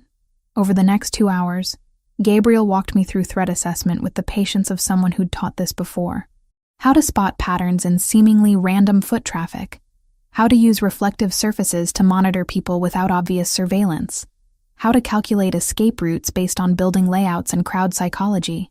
He pulled up security footage from various locations, had me identify anomalies, pointed out tells I'd missed. You're thinking too specifically, he said when I struggled with one scenario. Victor won't look like a threat. He'll look like someone who belongs exactly where he is. You're not searching for obvious danger, you're searching for things that don't quite fit the environment. That's almost impossible to detect. It's very difficult to detect, which is why we practice until it becomes instinctive. Gabriel pulled up another image. Try again. Same coffee shop, different angle. Tell me what doesn't fit. I studied the photograph carefully, looking past the obvious customers to examine positioning, sightlines, body language. Then I saw it. A woman seated facing the wrong direction for optimal table usage, positioned to watch the entrance rather than engage with her companion. Her, I said, pointing. She's oriented for observation, not conversation. Correct. Small detail. But in aggregate, these details create patterns. Gabriel's expression held something that might have been approval. You're better at this than you think. The skills are still there, just buried under 8 years of trying to be invisible instead of actively aware. Why does it matter if I can identify surveillance? I'm trapped in this apartment anyway, because I need you functional if something goes wrong. Need you able to make smart choices under pressure rather than freezing when threat appears. His voice was serious, darker than usual. I don't anticipate security failing, but Victor is professionally trained and patient. If he does find an opening, you need to be ready. The unspoken implication hung between us. Gabriel was preparing me for the possibility of his protection failing, for circumstances where I'd need to survive alone. That night, I dreamed about Chicago, about the alley, the gunshot, Victor's smile. But this time, when I woke gasping, Gabriel was there, not touching me, just sitting on the edge of my bed in sleep pants and a t-shirt. Solid presence in the darkness. You screamed, he said quietly. I heard it from my room. Sorry, nightmare.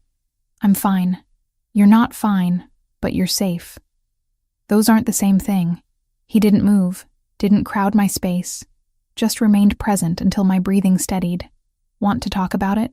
Not really. Talking won't change what I saw, or make Victor less terrifying. No, but it might make carrying it alone less exhausting. Gabriel's voice was careful, offering without demanding. I've got my own nightmares, Jessica. Different circumstances, same basic horror. Sometimes sharing the weight makes it slightly more bearable. So I told him. About 19-year-old me taking out trash, about the gunshot that echoed off brick walls, about Victor's eyes meeting mine with recognition that promised this wasn't over, about testifying while he watched with patient certainty that he'd find me eventually, about 8 years of waiting for that promise to materialize. Gabriel listened without interrupting, and when I finally ran out of words, he spoke with quiet intensity that carried absolute conviction. He won't get to you. That's not empty reassurance. I've been preparing defenses since before I contacted you, building security layers Victor can't easily penetrate. You're not alone in this anymore. I'm starting to believe that, which terrifies me almost as much as Victor does. Trusting people is terrifying, but so is dying alone because you wouldn't accept help. Gabriel stood, moved toward the door. Try to sleep. I'll be down the hall if you need anything. Gabriel, I said before he could leave. Thank you for coming when I screamed, for listening, for giving a damn whether I'm okay beyond baseline survival. Nobody's done that since I was 19. Then everyone else was failing you. His silhouette paused in the doorway. Get some rest. Tomorrow I'm teaching you emergency protocols, and you'll need to be sharp. He left me alone in the darkness, and for the first time in 3 weeks, the isolation felt less like imprisonment and more like shelter. Gabriel was dangerous, morally complicated, connected to violence I'd spent years avoiding. But he was also genuinely trying to keep me alive, and that mattered more than all the reasons I should maintain careful distance. I wondered when protection had started feeling like partnership, when survival had started feeling like something worth pursuing beyond just avoiding death. The ring on my finger caught moonlight, simple gold band that represented far more complexity than I'd anticipated when I'd agreed to this arrangement. 3 weeks married to Gabriel Fioraldi, and I was starting to forget what isolation felt like. Starting to imagine futures that extended beyond immediate danger. Starting to trust someone in ways that made survival feel less lonely and infinitely more complicated. The video arrived on a Thursday morning while Gabriel was in his office handling business calls. I was working on a branding project in the living room when my encrypted phone buzzed with a notification from an unknown sender. The message contained a single video file. No text, no explanation. I should have waited for Gabriel. Should have called Vincent. Should have done literally anything except click play on a file from an unidentified source. But curiosity and the particular brand of stupid bravery that got me into this situation 8 years ago won out over caution. The video was grainy, shot from a distance with a telephoto lens. It showed the front entrance of Gabriel's building, timestamp from 2 days ago, and there we were. Gabriel's hand at the small of my back, guiding me toward the car where Vincent waited. The footage was steady, professional, the work of someone with surveillance training. It played for 15 seconds before cutting to black text on white background. I know where you sleep, little witness. Protection means nothing when I'm patient. My hands shook, holding the phone. Victor wasn't just in Miami.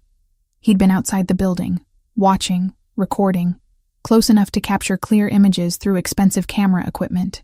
All of Gabriel's security. All the protocols and armed guards and bulletproof windows. And Victor had still gotten within shooting distance. I walked to Gabriel's office on legs that felt disconnected from my body. Knocked once. Didn't wait for invitation before entering. He was on the phone speaking Italian, but took one look at my face and immediately switched to English. I'll call you back. He disconnected, rising from his desk. What happened? I handed him the phone without speaking, watched his expression shift from concern to cold fury as he watched the video, his jaw tightening with each second. When did you receive this? 2 minutes ago. Unknown number, untraceable probably. My voice sounded distant even to my own ears. He was right there, Gabriel. 20 feet from your building entrance. How did security miss him? Because he's professionally trained in remaining invisible, and we were focused on different threat vectors. Gabriel replayed the video, studying the angle and quality. This was shot from the parking garage across the street, 4th or 5th level based on elevation. Somewhere security cameras have blind spots, so he found a weakness in your defenses. He found one angle in hundreds. Doesn't mean he can exploit it for actual attack. But Gabriel's tone carried less certainty than his words. He forwarded the video to someone, typed rapid instructions I couldn't see.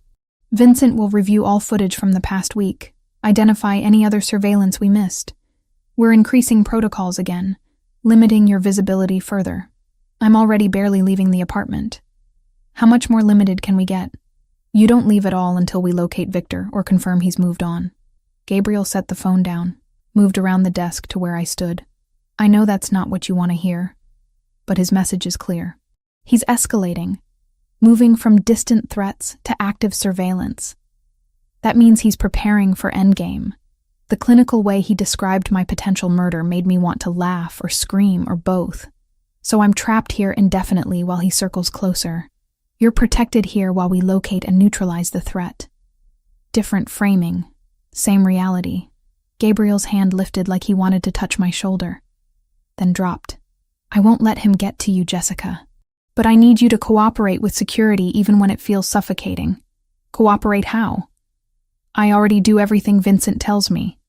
I don't leave without escort. I barely exist outside these walls. Frustration I'd been suppressing for weeks bubbled over. I'm tired of being passive. tired of waiting for Victor to decide when and how he kills me. There has to be something I can do besides hide and hope your protection holds. You survived 8 years by being smart and cautious. Don't abandon that strategy now because frustration is making you reckless. I'm not talking about being reckless.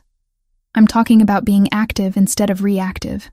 I grabbed my phone back, pulled up the video again. I know Victor. I watched him kill someone, sat through weeks of his trial, memorized his mannerisms and patterns because studying him was the only way to process what I'd witnessed. I know things about him that your security team doesn't. Gabriel studied me with that calculating expression I'd learned meant he was reassessing variables. What kind of things? Behavioral patterns. The way he prepares for operations, how he scouts locations, what tells he has when he's lying or stressed. I'd spent 8 years trying to forget those details, but they were carved into memory with the permanence of trauma. At his trial, investigators presented evidence I helped identify. Small things his defense attorney couldn't explain away because I'd noticed them in those 15 seconds in the alley. You're saying you want to help actively identify and locate him. I'm saying I should be part of the strategy instead of just the asset being protected. I've been studying predators for 8 years, learning to recognize threats before they materialize. Use that instead of keeping me locked away like fragile cargo. Gabriel was quiet for a long moment, clearly weighing risk against potential benefit. If I agree, and that's a significant if, you follow my rules completely. No improvisation, no taking initiative beyond what's explicitly approved. Your insights contribute to strategy, but you don't engage directly. Understood? Understood. And if at any point I determine your involvement increases risk rather than reducing it, you withdraw without argument. Agreed. He moved back to his desk, pulled up files on his computer. Vincent compiled intelligence on Victor's movements over the past 4 weeks. Confirmed sightings, probable locations, associates he's contacted. If you're serious about helping, start reviewing these. Look for patterns, anything that stands out as inconsistent with his operational style. Over the next 3 hours, I absorbed everything Gabriel's people had gathered on Victor since his escape. Surveillance photos from 3 different cities. Financial transactions traced through shell accounts. Communications intercepted and decoded. Associates questioned and pressured. The sheer volume of resources dedicated to hunting one man was staggering, and still Victor had managed to kill 2 witnesses and reach Miami without being caught. But patterns emerged if you knew what to look for. Victor always scouted locations a minimum of 3 days before acting. He preferred working during shift changes when security attention was divided. He used local contractors for equipment and vehicles rather than maintaining his own assets that could be traced. And he had a specific tell, a way he tilted his head slightly to the right when evaluating risk, visible in several of the surveillance photos. He's not working alone, I said, when Gabriel returned with coffee for both of us. Here and here. I pointed to different photos. The positioning is wrong for solo surveillance. These are coordinated efforts, which means he's hired local support. Gabriel leaned over my shoulder, studying the images. Vincent thought the same thing but couldn't identify who. Can you? Not specifically, but I can tell you how he selects people. Victor prefers contractors with technical skills, but no personal connections to his targets. Low-level criminals with specialized knowledge, disposable if operations go wrong. I pulled up another photo. This one, the man in the parking garage. Watch how he's standing, weight on his left foot, right hand near his jacket pocket. That's the posture of someone carrying a weapon they're not completely comfortable with. Professional security wouldn't stand like that. So local hire. Probably someone Victor found through Miami's criminal networks. Gabriel typed notes. That's actionable intelligence. Vincent can pressure our own contacts, identify who's been approached for surveillance work recently. We worked through the evening, Gabriel making calls to people whose names he never mentioned, while I continued analyzing patterns in Victor's methodology. It felt good to be useful, to contribute something beyond passive compliance with security protocols. Felt like reclaiming agency I'd surrendered years ago when I'd entered protection. Around 9, Gabriel ordered dinner from a restaurant whose food arrived in containers too fancy for takeout. We ate at the dining table while continuing to review intelligence, the work creating an ease between us I hadn't felt before. This was partnership, collaboration towards shared goals, and the shift from protective arrangement to actual teamwork changed something fundamental in how I perceived Gabriel. "You're good at this," he observed, gesturing toward my notes. "Analysis, pattern recognition, threat assessment. You should have worked in intelligence instead of hiding behind a bar. Witness protection doesn't facilitate career counseling. They just tell you to stay invisible and hope nobody finds you." Apparently, whoever designed your protection strategy was an incompetent bureaucrat. You have skills that should have been utilized instead of suppressed. Gabriel refilled his wine glass, offered the bottle to me. "If we resolve this situation successfully, if Victor is captured or eliminated, you should consider actually using your capabilities." "Doing what? Consulting for organized crime families about security threats? If that interests you, sure. Or intelligence work, private security, risk assessment for legitimate corporations. You've spent 8 years developing survival instincts most people never acquire. That's marketable expertise." He paused. "Though architecture is still an option if that's what you actually want." The casual way he discussed my future, like survival past Victor was an achievable certainty rather than desperate hope, made something in my chest tighten unexpectedly. Gabriel spoke about afterwards like it was coming instead of if it was coming, and I'd started believing him despite all the reasons I should maintain skepticism. "Why do you care?" I asked. "About my future, my career, what happens after this arrangement ends. Most people in your position would be content with compliance and not worry about my long-term well-being. Because you're not most people. You're someone who made impossible choices at 19 and has spent 8 years paying the cost." Gabriel's expression was serious, almost tender. "And because somewhere in the past 4 weeks, you stopped being just a strategic asset and became someone I genuinely want to see survive and thrive." The admission hung between us, weighted with implications neither of us had been ready to examine before now. "I don't know what to do with that information," I said quietly. "Nothing required immediately. Just accept that your well-being matters to me beyond contractual obligation." He stood, began clearing plates with domestic ease that seemed incongruous with everything else about him. "Come on, I want to show you something." He led me to his office, pulled up different files on his computer. These weren't intelligence reports or surveillance photos. They were architectural plans, detailed blueprints for a building I didn't recognize. What am I looking at? A property I acquired 6 months ago. Current structure is outdated, needs complete renovation. I've been working with architects on redesign, but nothing they've proposed captures what the space could become. Gabriel pulled up another view, 3-dimensional rendering that showed potential but lacked vision. "You said you wanted to design spaces that change how people experience the world.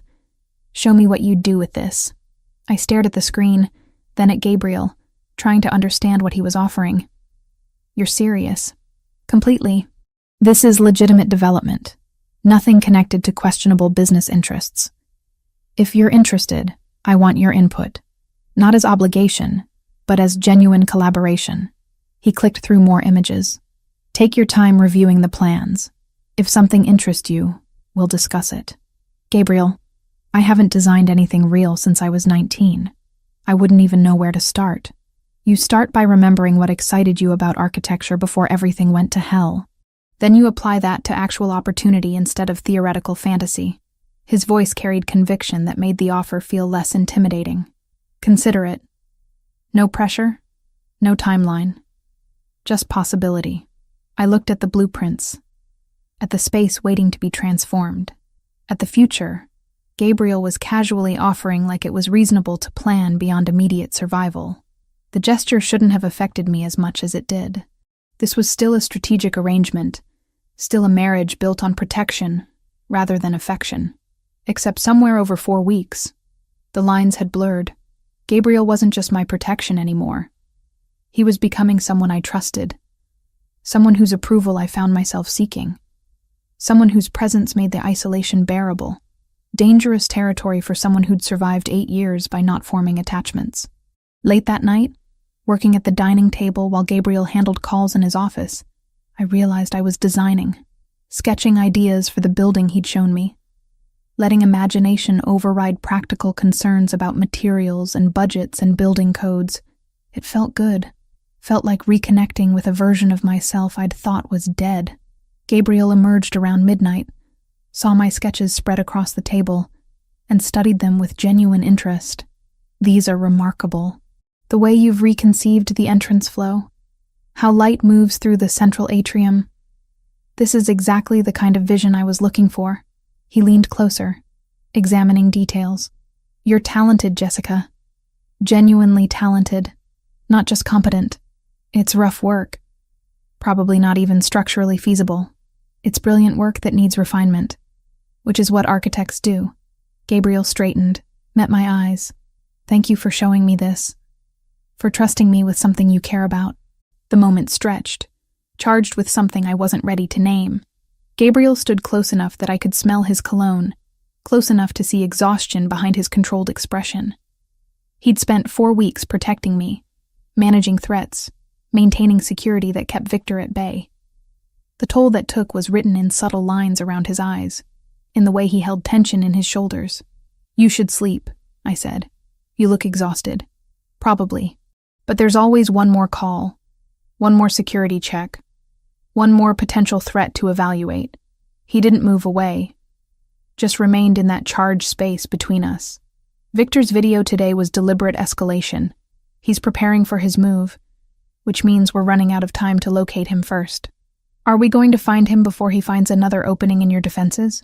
Yes, because failure isn't acceptable. Gabriel's hand lifted, thumb brushing my cheek so briefly I might have imagined it. I meant what I said earlier. You matter to me, Jessica. Not as obligation or asset, but as person I've come to care about. That's probably inappropriate given our arrangement's origins, but it's true nonetheless. My breath caught. Gabriel, I know. Complicated timing, questionable circumstances, all the reasons this is a terrible idea to acknowledge. His hand dropped away, but I wanted you to know anyway.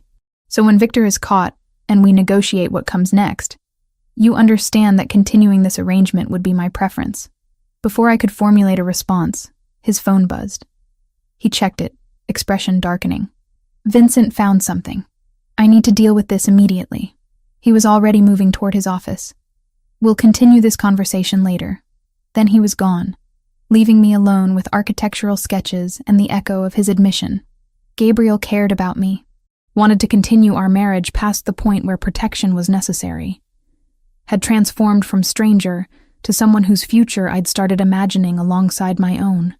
I touched my cheek where his thumb had brushed, wondering when survival had become so thoroughly entangled with emotion I'd spent years suppressing, when safety had started feeling like something more complicated than just protection from external threats. The ring on my finger caught light from the dining room chandelier. 4 weeks married to Gabriel Fioraldi, and I was starting to forget where strategic arrangement ended and actual feelings began, starting to imagine futures that extended beyond capturing Victor, starting to want something I'd convinced myself wasn't available to someone who'd been running for 8 years. I gathered my sketches carefully, storing them in the portfolio Gabriel had provided. Tomorrow I'd refine the designs, research structural feasibility, maybe even consult with actual architects about turning concepts into buildable plans. Tomorrow I'd continue helping identify patterns in Victor's behavior that might lead to his capture. But tonight, I let myself acknowledge what I'd been denying for weeks. I was falling for Gabriel Fioraldi, complicated criminal connections and all. Falling for the man who'd married me to keep me alive, who taught me threat assessment at 3 a.m, who offered architectural projects like they were reasonable gifts instead of impossible dreams. And when Victor was finally caught, when the immediate danger passed, I was going to have to decide whether that was something worth pursuing or just trauma bonding disguised as authentic connection. Problem for another day. Tonight, I had designs to refine, and a husband whose admission had changed everything about how I understood our arrangement. The future could wait until survival became guaranteed, instead of provisional. Vincent's intelligence breakthrough came 3 days after the video. Gabriel emerged from his office at 7 a.m. looking like he'd been awake all night, which he probably had. I was making coffee when he appeared, exhaustion written across his features beneath the controlled focus he maintained even when running on fumes. We found him, he said without preamble. Victor. Vincent tracked one of his local contractors to a network of associates, pressured the right people, got confirmation that Victor is operating out of a warehouse in Doral. We have the location, floor plans, surveillance indicating he's still there. I set down the coffee mug before I could drop it. You're sure? As sure as we can be without direct visual confirmation. Vincent is coordinating with people I trust to verify before we move. Gabriel accepted the coffee I'd poured, drank half of it in one swallow. There's a charity event Saturday night at the Fontainebleau. High profile, heavily attended, exactly the kind of public venue where Victor might try to make contact if he thinks there's an opportunity. You want to use me as bait. I want to draw him out in a controlled environment where we have overwhelming tactical advantage. You attend the event with me, visible and seemingly vulnerable, while my entire security apparatus positions to identify and intercept anyone connected to Victor. Gabriel's voice carried the clinical precision of someone who'd planned this scenario extensively. The goal is forcing him to commit resources, to expose his network so we can trace back to his location, and coordinate proper law enforcement response. Proper law enforcement. You mean the FBI contacts you trust not to have leaks? Exactly.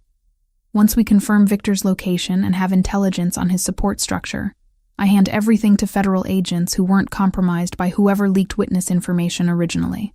He set down his empty mug. But the Fontainebleau operation requires your active participation. You'd be visible, serving as catalyst to force Victor's hand.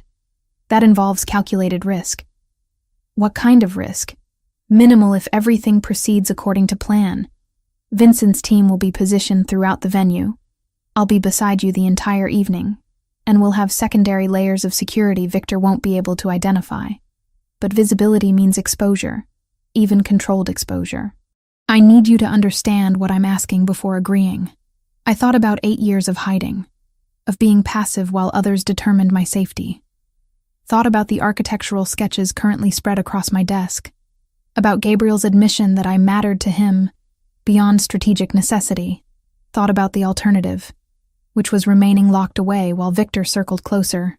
I'll do it, but I want full details of the security plan, not just vague reassurances. If I'm the catalyst, I need to understand exactly what that means operationally. Gabriel's expression shifted, something that might have been relief or approval. Fair requirement. This afternoon, Vincent will brief you on complete security protocols. You'll learn communication systems, evacuation routes, threat response procedures. By Saturday, you'll be as prepared as possible for every contingency we've anticipated. Over the next 2 days, my crash course in active security operations consumed every waking hour. Vincent walked me through the Fontainebleau's layout until I could navigate it blindfolded. Floor plans, emergency exits, sightlines, defensive positions. He taught me hand signals for communicating with security without obvious gestures. Showed me how to wear the small earpiece that would keep me connected to the team throughout the evening. Your job is simple, Vincent explained during one session. Be visible, maintain composure, watch for anyone matching Victor's profile or known associates. You identify potential threats, we verify and respond. You don't engage directly under any circumstances. What if something goes wrong? If Victor gets past your perimeter?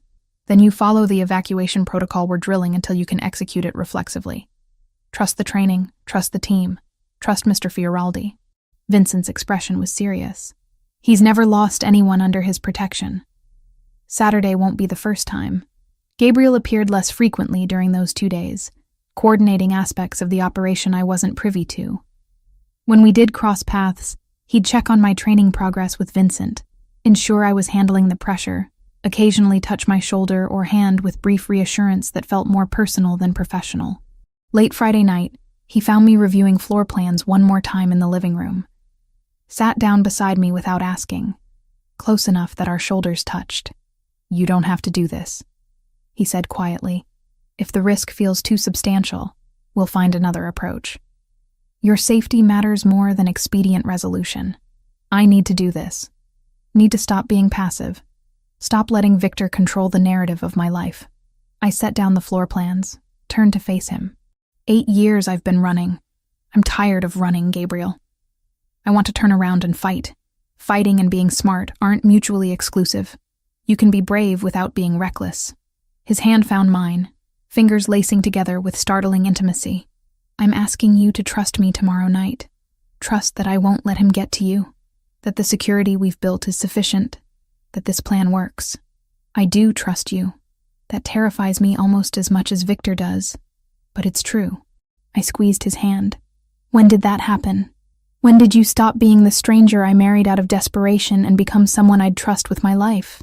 Probably around the same time you stopped being an obligation and became someone I can't imagine not protecting. Gabriel's thumb traced patterns on my palm. After Saturday, after Victor is neutralized, we should discuss what this arrangement becomes. Because I don't want to stop being your husband, Jessica. That's not strategic calculation. That's genuine preference. The admission should have felt premature, complicated by circumstance and trauma bonding. Instead, it settled warm and certain in my chest, confirmation of what I'd been feeling, but hadn't articulated. I don't want to stop either, I admitted, which is probably the worst possible timing for this conversation. But there it is. Gabriel leaned closer, his free hand cupping my jaw with careful intent. Terrible timing. Absolutely inadvisable given everything happening tomorrow. But I'm going to kiss you anyway. Because I've wanted to for 3 weeks. And uncertainty about whether we survive Victor's next move makes waiting seem pointless. That's fatalistic reasoning. That's honest reasoning. His mouth hovered inches from mine. Tell me to stop if this isn't what you want. I closed the remaining distance instead of answering with words. The kiss was nothing like the brief, chaste contact at our courthouse wedding. This was hungry and desperate. Weeks of tension and proximity, and carefully maintained distance collapsing into urgent need. Gabriel's hand tightened in my hair, pulling me closer while his other arm wrapped around my waist, like he could physically shield me from everything threatening us. When we finally broke apart, both breathing hard, he pressed his forehead to mine. That complicates things, I managed. That clarifies things. Everything else was complicated. This is the only simple truth in a situation built on strategic necessity. Gabriel pulled back slightly, studying my face with an intensity that made me feel seen in ways I'd avoided for years. Stay with me tonight. Not for strategy or security protocols, just because I don't want to spend what might be our last quiet night apart. That's still fatalistic. That's still honest. He stood, extended his hand. Your choice, Jessica. No pressure, no expectations beyond proximity. I took his hand, let him lead me to his bedroom that I'd never entered before. The space was surprisingly simple, elegant but understated. King-sized bed with navy linens, minimal furniture, floor-to-ceiling windows offering the same bay views as the rest of the apartment. Personal, but not revealing, controlled even in private space. We didn't sleep together in any sense beyond literal proximity. Gabriel simply held me, both of us fully clothed on top of the covers, his arms solid shelter against every fear I'd been carrying. We talked about meaningless things, carefully avoiding discussion of tomorrow's operation or Victor's threat. He told me about his mother in Naples, about the bakery she'd owned before his father swept her to America with promises of better life. I told him about architecture professors I'd loved, about the buildings I'd studied before Chicago shattered everything. Somewhere near dawn, I fell asleep wrapped in his warmth, feeling safer than I had in 8 years. When I woke, he was already dressed in a suit, watching me with an expression I couldn't quite interpret. Time to prepare, he said gently. Vincent will be here in an hour with your dress. Eat something, run through protocols one more time. Then we transform you into someone attending charity events instead of hiding from assassins. The dress Vincent delivered was stunning. Deep red wine color that Gabriel had specifically chosen. Fitted bodice that emphasized what curves I had before flowing into an elegant skirt that moved like water. Nothing overtly sexual, but definitely attention-catching. The kind of dress that announced presence without screaming for notice. Hair and makeup were handled by professionals who arrived at 4, transforming me from bartender hiding behind anonymity into someone who could plausibly attend events where Miami's wealthy congregated. Elegant updo that showed off my neck and the small scar on my eyebrow that no amount of makeup quite concealed. Understated jewelry except for my wedding ring, which caught light with every movement. When I emerged from my bedroom at 7, Gabriel was waiting in the living room. He'd chosen a perfectly tailored black tux that made him look dangerous and sophisticated simultaneously. His expression when he saw me was worth every uncomfortable moment of preparation. "You're beautiful," he said simply. Stunning in a way that's going to make maintaining professional distance extremely difficult. "Then don't maintain distance. We're supposed to look like an actual couple, right? Might as well make it convincing." I crossed to where he stood, straightened his already perfect bow tie just to have an excuse to touch him. "How are you feeling about tonight? Confident in the security? Concerned about variables I can't control? Determined to end this so we can start actually living instead of just surviving?" He caught my hands, held them between us. "Whatever happens tonight, you follow Vincent's instructions exactly. If he says evacuate, you evacuate. If he says hide, you hide. No improvisation, no heroics. Understood? Understood. I trust you, Gabriel. All of you. The security you've built. The plan you've designed. I trust that this works. It will work, because failure means losing you. And that's not acceptable." He pressed a kiss to my forehead, lingering like he was memorizing the moment. "Ready? As ready as I'll ever be for using myself as bait to catch the man who's wanted me dead for 8 years. I managed what I hoped was a confident smile. "Let's go end this." The drive to the Fontainebleau was silent. Gabriel beside me in the back of the SUV, while Vincent drove with focused intensity. I could see the security team in a vehicle ahead of us, another behind, the coordinated movement of professionals executing practiced protocol. The hotel was exactly as impressive as its reputation suggested. Art Deco magnificence, soaring ceilings, the kind of old Miami glamour that attracted celebrities and politicians. We entered through the main ballroom entrance at exactly 8 o'clock, Gabriel's hand at the small of my back, projecting the image of wealthy couple attending charitable obligations. The ballroom was already crowded, several hundred people in evening wear mingling beneath crystal chandeliers. I spotted Vincent at the bar within seconds, then systematically located the other security team members positioned throughout the space, exactly where floor plans had indicated. Everything according to plan, everyone in position. Gabriel guided me to our assigned table near the ballroom's center, optimal sightlines in every direction.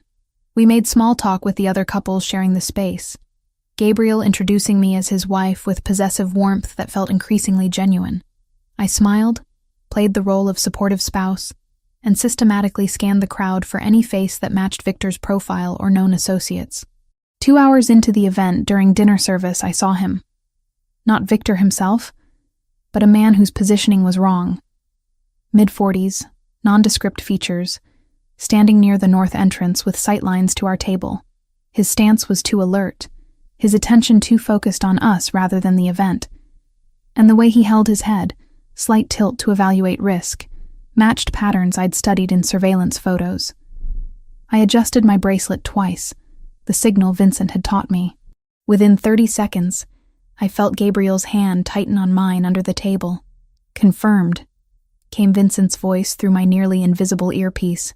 "North entrance, gray suit. We're tracking him. Stay calm. Maintain normal behavior." The man remained at his position for another 10 minutes before moving toward the exit. I watched Vincent signal to other team members, saw them follow at discreet distances. The coordination was flawless, invisible to anyone not specifically watching for it. "He's leaving," Gabriel murmured against my ear, the gesture looking like intimate whisper to anyone observing. "Vincent's team will follow, trace back to wherever Victor is operating from. You did perfectly, Jessica." But something felt wrong. The man had been too obvious, too easy to spot for someone working with Victor's level of professional caution. Like he'd wanted to be noticed, wanted to draw attention and resources away from something else. "Gabriel," I said quietly, urgency making my voice sharp. That was too easy. Victor wouldn't send someone that obvious unless it was deliberate misdirection. His expression shifted immediately, understanding dawning. He touched his earpiece, spoke rapidly in Italian, then stood with smooth urgency that didn't quite hide alarm. "We're leaving. Now."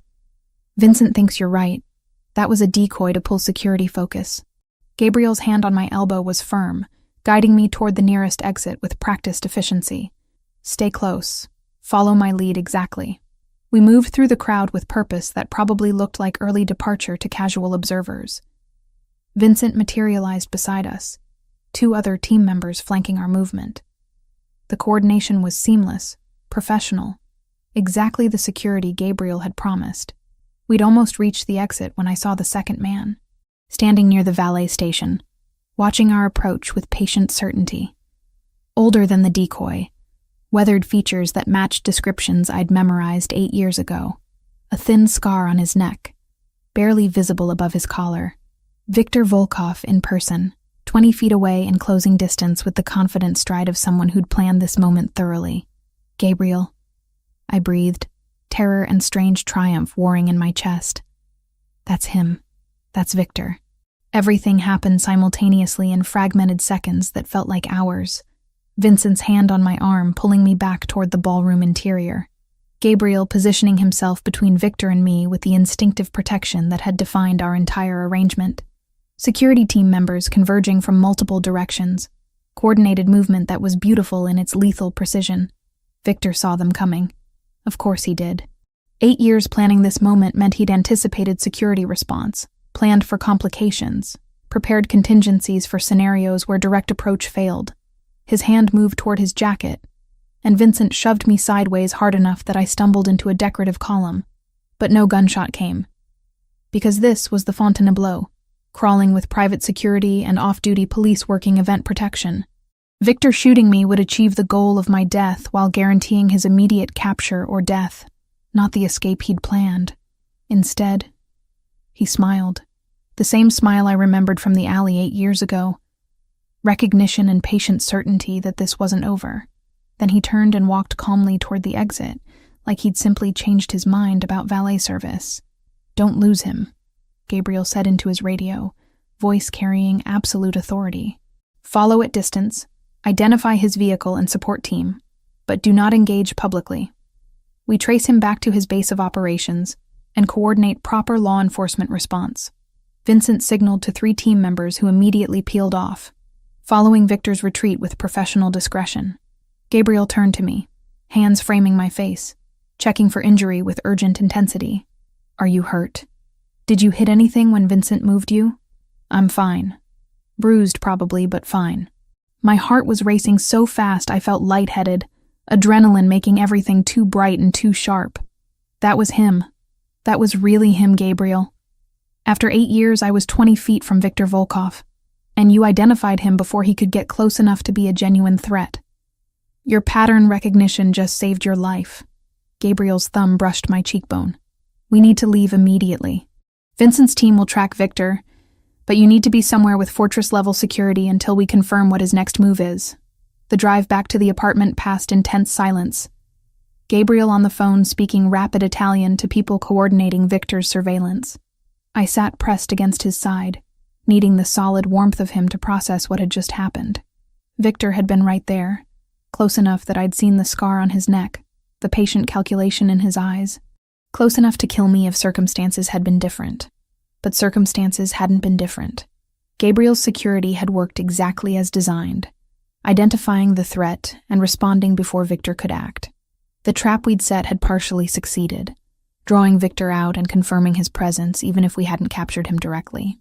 Back at the apartment, Gabriel's office became command center. Vincent appeared within minutes with laptop and encrypted communications equipment, coordinating with the team following Viktor's movements through Miami's streets. Gabriel paced behind his desk, tie loosened and jacket discarded, looking more dangerous than I'd ever seen him. "Talk to me, Vincent. Where is he?" "Heading north on I-95, 2 vehicles trailing at safe distance.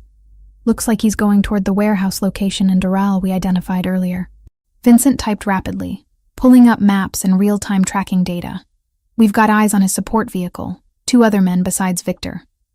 Once he reaches his base, we can coordinate tactical response. FBI or local?" "FBI. Agent Martinez, the contact you vetted. She's clean? Wasn't part of the original witness protection breach." Vincent glanced at me, then back to Gabriel. "She can have a team assembled within the hour, ready to move once we confirm Viktor is stationary." Gabriel was quiet for a long moment, calculating risk and timing. "Set it up. Full coordination with Martinez, but our people maintain overwatch until federal agents are on scene." I want confirmation that Victor is contained before standing down security. Over the next 90 minutes, I watched Gabriel orchestrate law enforcement response with the casual competence of someone who'd done this before, coordinating between his security team and FBI resources, ensuring everyone understood objectives and rules of engagement, maintaining control of an operation that was technically outside his authority, but practically dependent on his intelligence and assets. Agent Martinez arrived at the apartment around midnight, crisp and professional despite the late hour. Mid-40s with sharp eyes and the efficient demeanor of someone who'd spent decades in federal service. She reviewed the intelligence Gabriel's team had compiled, asked pointed questions about surveillance methods and source reliability, then made a series of calls that assembled tactical response faster than I'd thought possible. "Your information is solid," she told Gabriel. "We've had people looking for Volkov since his escape, and you found him in 3 weeks. That's impressive work. I had personal motivation and resources federal bureaucracy doesn't facilitate." Gabriel's expression was carefully neutral. "What's your timeline for moving on the warehouse?" 2 hours. I want full tactical team assembled, helicopter support in position, every exit covered before we announce our presence." Martinez looked at me directly. "Ms. Turner, I'll need your statement after we secure Volkov. Everything you witnessed tonight, anything he said or did that could support charges beyond the original conviction." He didn't say anything, just smiled and walked away when he realized security had him surrounded. I pulled my wrap tighter, suddenly cold despite the apartment's comfortable temperature. "But I can provide detailed identification, confirm it was definitely him at the Fontainebleau. That helps. Visual confirmation from the primary witness will strengthen our case." Martinez closed her laptop with decisive finality. "Mr. Fioraldi, your team should stand down once our tactical unit is in position. We appreciate the intelligence, but FBI will handle the actual arrest." "Understood. My people will withdraw to perimeter observation once you signal tactical is ready." Gabriel's tone was professionally cooperative, but I heard the tension underneath. He was surrendering control of an operation that directly affected my safety, trusting federal agents to finish what his resources had started. After Martinez left, Gabriel returned to his office while Vincent coordinated final details with the team maintaining surveillance on Victor's warehouse location. I sat in the living room feeling disconnected from my body, watching Miami's lights through bulletproof windows and processing that this might actually be ending. 8 years of running, 4 weeks of strategic marriage, and tonight might be the night I stopped having to look over my shoulder. Gabriel found me there around 2 a.m, dropping onto the couch beside me with exhaustion written across his features. "Martinez's team is moving into position. Should have confirmation within the hour that Victor is in custody." He reached for my hand, lacing our fingers together. "How are you holding up?" "I don't know. Too much adrenaline still. Too much disbelief that this might actually be over." I leaned against his shoulder. "What happens after? When Victor is captured and the immediate threat ends?" "We've discussed this. We negotiate what our marriage becomes going forward." Gabriel's arm wrapped around me, pulling me closer. "I meant what I said last night. I don't want this to end, Jessica. The circumstances that brought us together were complicated, but what's developed between us feels genuine. It is genuine. That's what terrifies me." I tilted my head to look at him. "Your world, your family connections, the business interests that aren't entirely legal. I've spent 8 years hiding from organized crime, and now I'm married into it. How do we make that sustainable? By being honest about the complications and choosing each other anyway. I can't change my family, can't erase connections that were built before I was born. But I can maintain distance from operations that would make you uncomfortable, can focus on legitimate business interests, can build a life that isn't defined by my father's choices." His voice was serious, carrying conviction.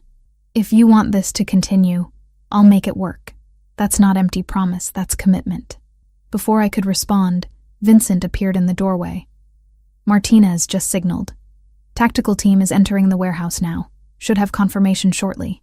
We moved to Gabriel's office, watching real-time updates as FBI agents executed their operation. The warehouse was exactly where Vincent's intelligence had indicated, Victor and 2 associates inside, surrounded by evidence of extensive planning. Weapons, surveillance equipment, files on multiple targets including detailed information about me. The arrest was clean and professional. Victor didn't resist, didn't try to fight or escape. He simply raised his hands when federal agents announced their presence, accepting capture with the same patient certainty he'd shown at the Fontainebleau. Like this was a setback rather than defeat. Temporary interruption instead of conclusion. Martinez called 15 minutes later. "We have him. Volkov is in custody, being transported to federal holding facility. His associates are cooperating, providing information about his network and support structure. I'll need Ms. Turner's statement tomorrow, but the immediate threat is neutralized." Gabriel thanked her, disconnected, and turned to me with an expression I couldn't quite interpret. Relief, certainly, but also something more complicated. "It's over," he said. "Victor is in federal custody, and this time the people holding him aren't compromised. You're safe, Jessica. Actually safe." The words should have brought overwhelming relief. Instead, I felt oddly hollow, like 8 years of constant vigilance had carved out space inside me that safety couldn't immediately fill. "What do we do now?" I asked. "Now we figure out how to be married without the immediate threat forcing the arrangement." Gabriel pulled me against him, holding tight. "Now we decide if what we've built over 4 weeks is sustainable without fear driving every decision." We spent the rest of the night curled together on his office couch, not sleeping, just existing in the strange liminal space between survival and whatever came next. Vincent updated us periodically on Victor's processing, confirming that federal agents were taking extraordinary precautions to prevent another escape. Agent Martinez called again around dawn to schedule my official statement, professional and thorough in ways that suggested she took witness protection failures personally. When morning light finally painted the windows gold and pink, Gabriel kissed my forehead with tender certainty. "I'm offering you a choice now that survival isn't forcing your hand. Stay married to me because you want to, because what we've built matters beyond strategic necessity. Or we pursue annulment, and I help you establish a genuinely safe life wherever you want to be." His voice was steady, offering genuine options without pressure. "Either way, you're protected. Either way, I'll make sure you have the resources to build whatever life you want, but I need you to choose freely, instead of choosing out of fear." I thought about the past 4 weeks, about architectural sketches and shared coffee mornings, and Gabriel teaching me threat assessment at 3 a.m, about his patient certainty that I deserved better than hiding, his commitment to protecting me even when easier options existed, about falling for him despite every reason I should maintain careful distance. "I choose you," I said, "not because you're the safe option, but because you've become the person I can't imagine navigating life without. Not just surviving with, but actually living with." I caught his face between my hands. "I love you, Gabriel. That's probably too fast and too complicated and too entangled with trauma bonding, but it's true." His expression transformed, something fierce and tender simultaneously. "I love you too. Have loved you since approximately week 2, when you argued with me about security protocols and then cooked dinner using my grandmother's recipe like you belonged here." He kissed me properly, thoroughly. Nothing strategic or restrained about it. "We'll figure out the complications, negotiate boundaries between my family obligations and your comfort. But we'll do it together instead of you facing it alone." 6 months later, I stood in the architectural offices I'd opened with Gabriel's backing, reviewing plans for our 3rd major project. The renovation we'd designed for his building had been completed 2 months prior, garnering attention from developers who wanted similar vision applied to their properties. My degree program was progressing, actual professors reviewing my work instead of online tutorials. Legitimate credentials slowly replacing the false identity I'd carried for 8 years. Gabriel was transitioning operations control of his father's less savory interests to trusted associates, maintaining enough connection to avoid family conflict while distancing himself from activities that made me uncomfortable. Not a complete exit, because that was unrealistic, but deliberate movement toward primarily legitimate business operations. It was compromise, negotiation, the kind of complicated balance that real relationships required.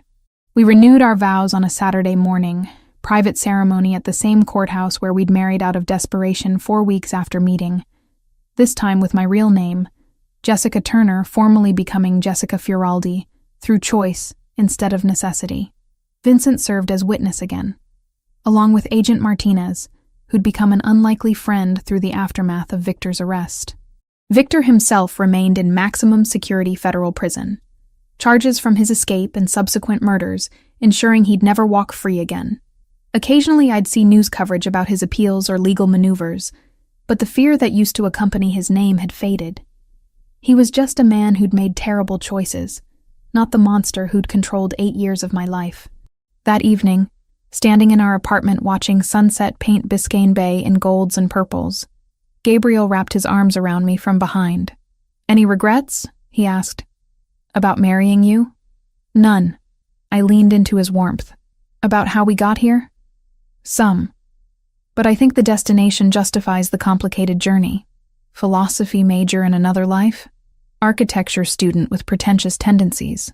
I turned in his arms, studying the face I'd learned to read over 7 months. "Thank you for protecting me when I needed it, for giving me space to choose freely when I didn't, for building a life where I can actually thrive instead of just survive. Thank you for trusting me, despite every reasonable instinct suggesting you shouldn't." He kissed me gently. "And for designing spaces that change how people experience the world. Your buildings are remarkable, Jessica. Our buildings. You funded them. Believed in them when they were just sketches on paper." "Our buildings," he agreed. "Our life, our future, our choice. That sounds exactly right." We stood there as Miami's lights began illuminating the darkness. Two people who'd found each other through the worst possible circumstances and chosen to build something genuine from strategic necessity. It wasn't a perfect ending, because real life doesn't provide those. But it was real, and chosen, and ours. And after 8 years of running, real and chosen, and ours was more than enough. The end.